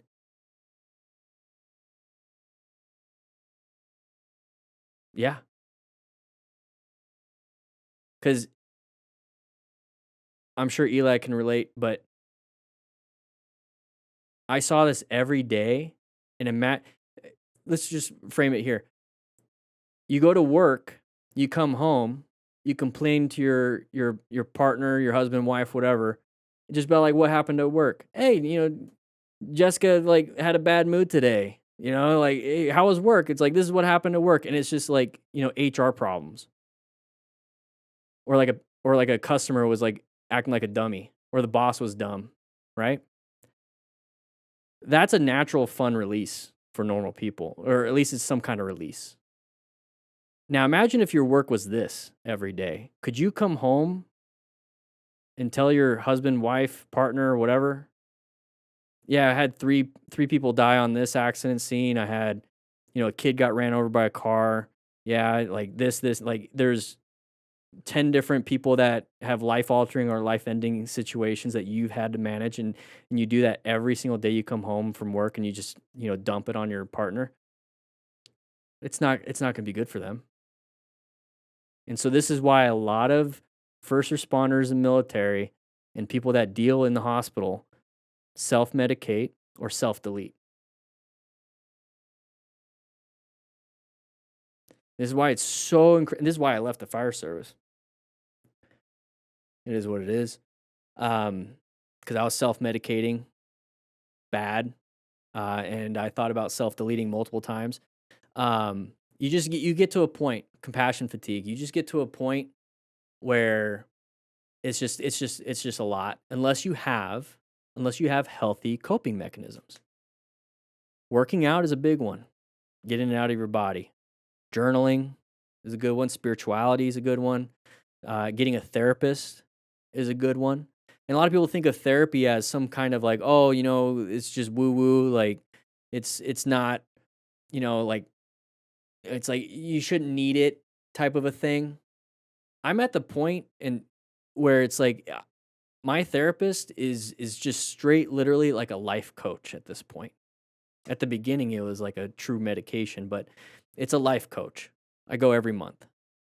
I have a session every month, and it's just more of a, here's how I'm doing, here's what I'm getting up to. Life is good, life is kind of weird, but like what direction should I be going because it's parts of it's overwhelming. Like how can I manage this and like what's a good direction? And it's more of a life coach because I've built some good rapport with her. I've been going to her since January 2018. And so it's just that's kind of where it's at. And that's what I think a lot of firefighters and a lot of first responders need to get to the point of like, this isn't because, I'm a failure. It's more of I just need direction and I need somebody to talk to because I can't talk to anybody about this stuff. There's no one can relate. Nobody's going to understand. And if I dump on them every single day that, this kid died or this person got, decapitated or this problem right here, like this happens every single day. It's like by the time I'm, 3 weeks into dumping on this person, they're like, I don't want to hear any more about it. This is too much. So nobody can relate. So you just kind of self-medicate, you self-destruct, self-sabotage, all this other crap. You have to get to a point where you're able to healthily maneuver the situation if you want to be in this kind of service.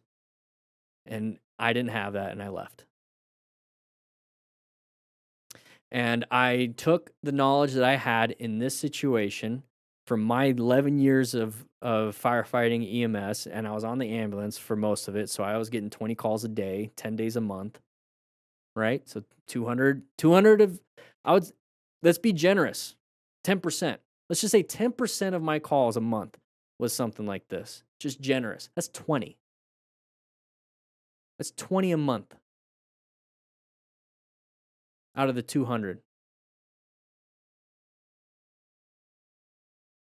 for 11 years. So what I had to do was I had to leave. I had to leave. Because there's only so many times you can sit in a closet sobbing. There's so many times you can just be shut out of your family. There can be only so many times you can just want to disappear. So I had to leave. And so there's also another problem with the grief there. It's like, well, now I have all this knowledge and I have nowhere to put it.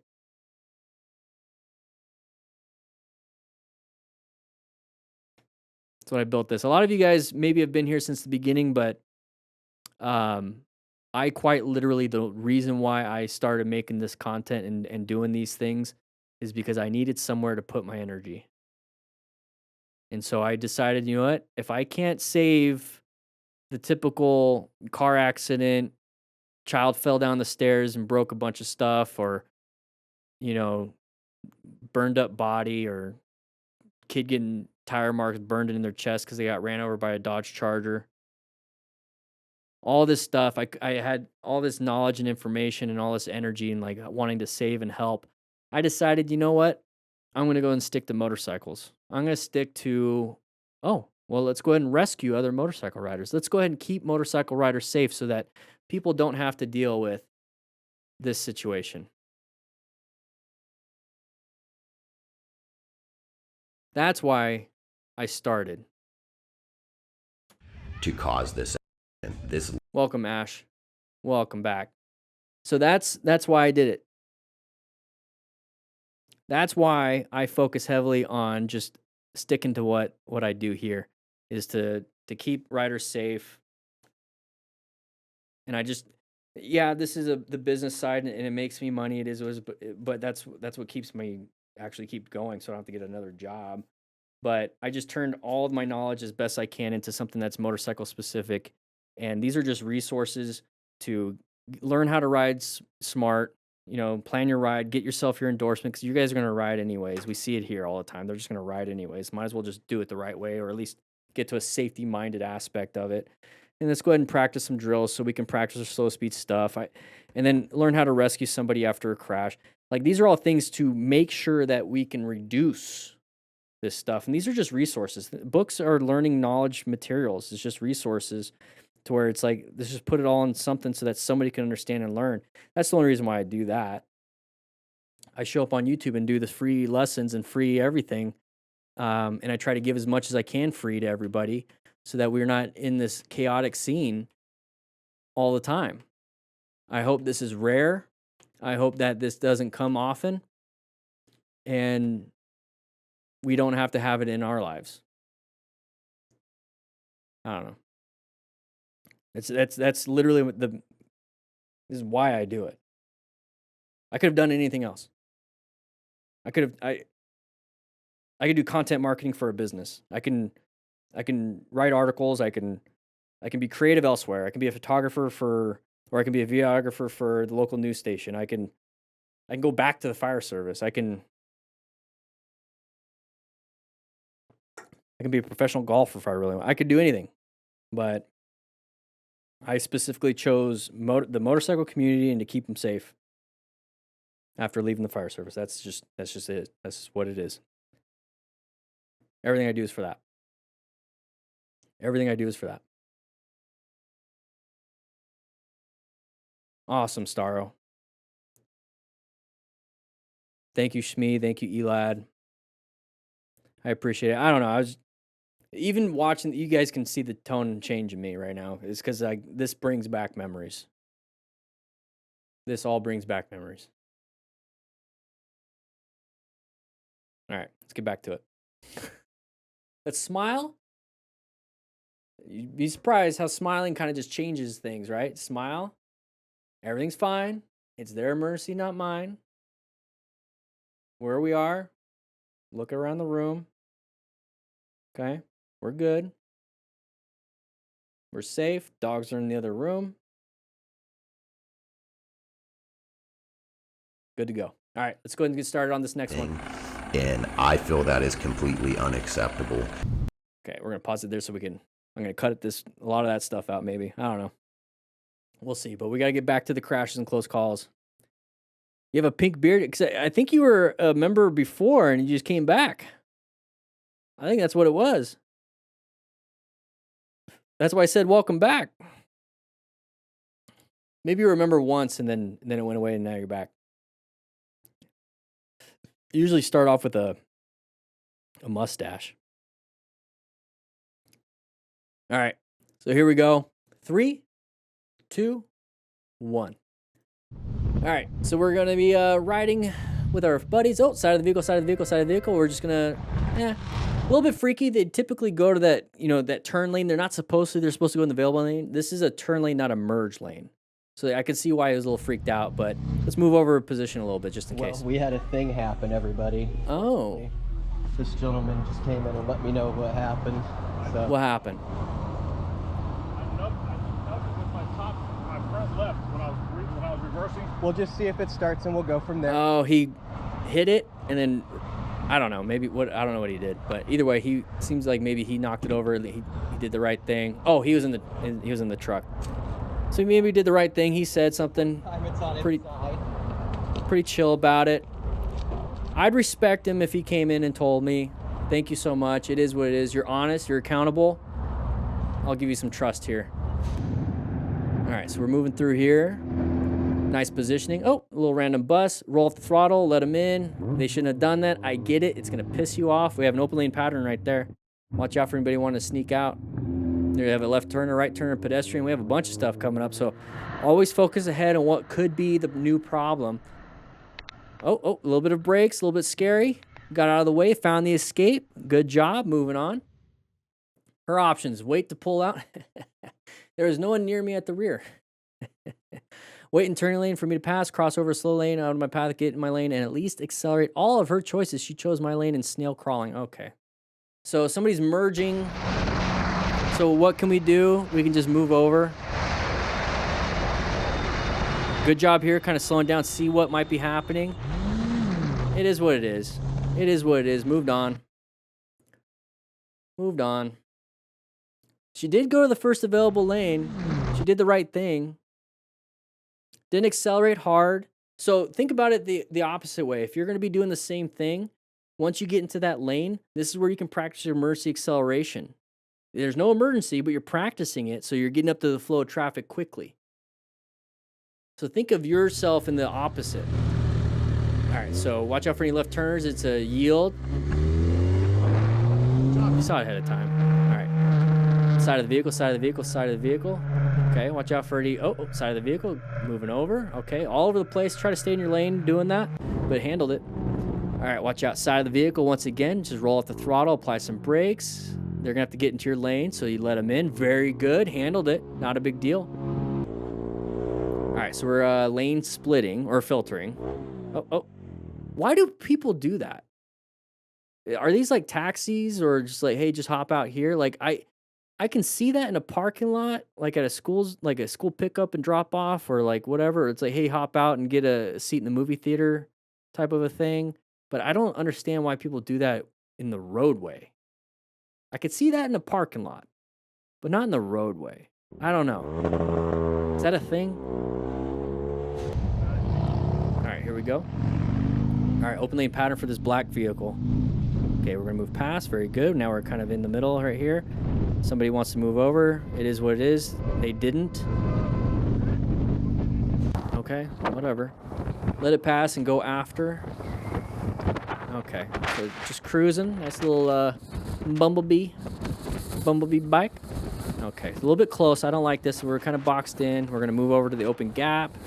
Moving on. They're going to move over to the open gap. Get in front. 2 cars in front begin to change lanes. Not a big deal. They're 2 cars ahead, like you even said. Okay, so we're getting into this gap or this close area, and we're putting ourselves in all these situations. You notice how the cars aren't really having problems, but the motorcycle riders are? We're just getting too close to each other. Thanks for... Yeah, thank you for watching. Yeah, just a little bit too close to each other. Not a big deal, but just what can we learn? Don't get so close to each other. I don't know. It's common sense is not very common, I guess. All right, with that said, hope you guys ride safe, be safe. Check out The link's in description for anything you might need. And grab a slice of pizza and get out of here.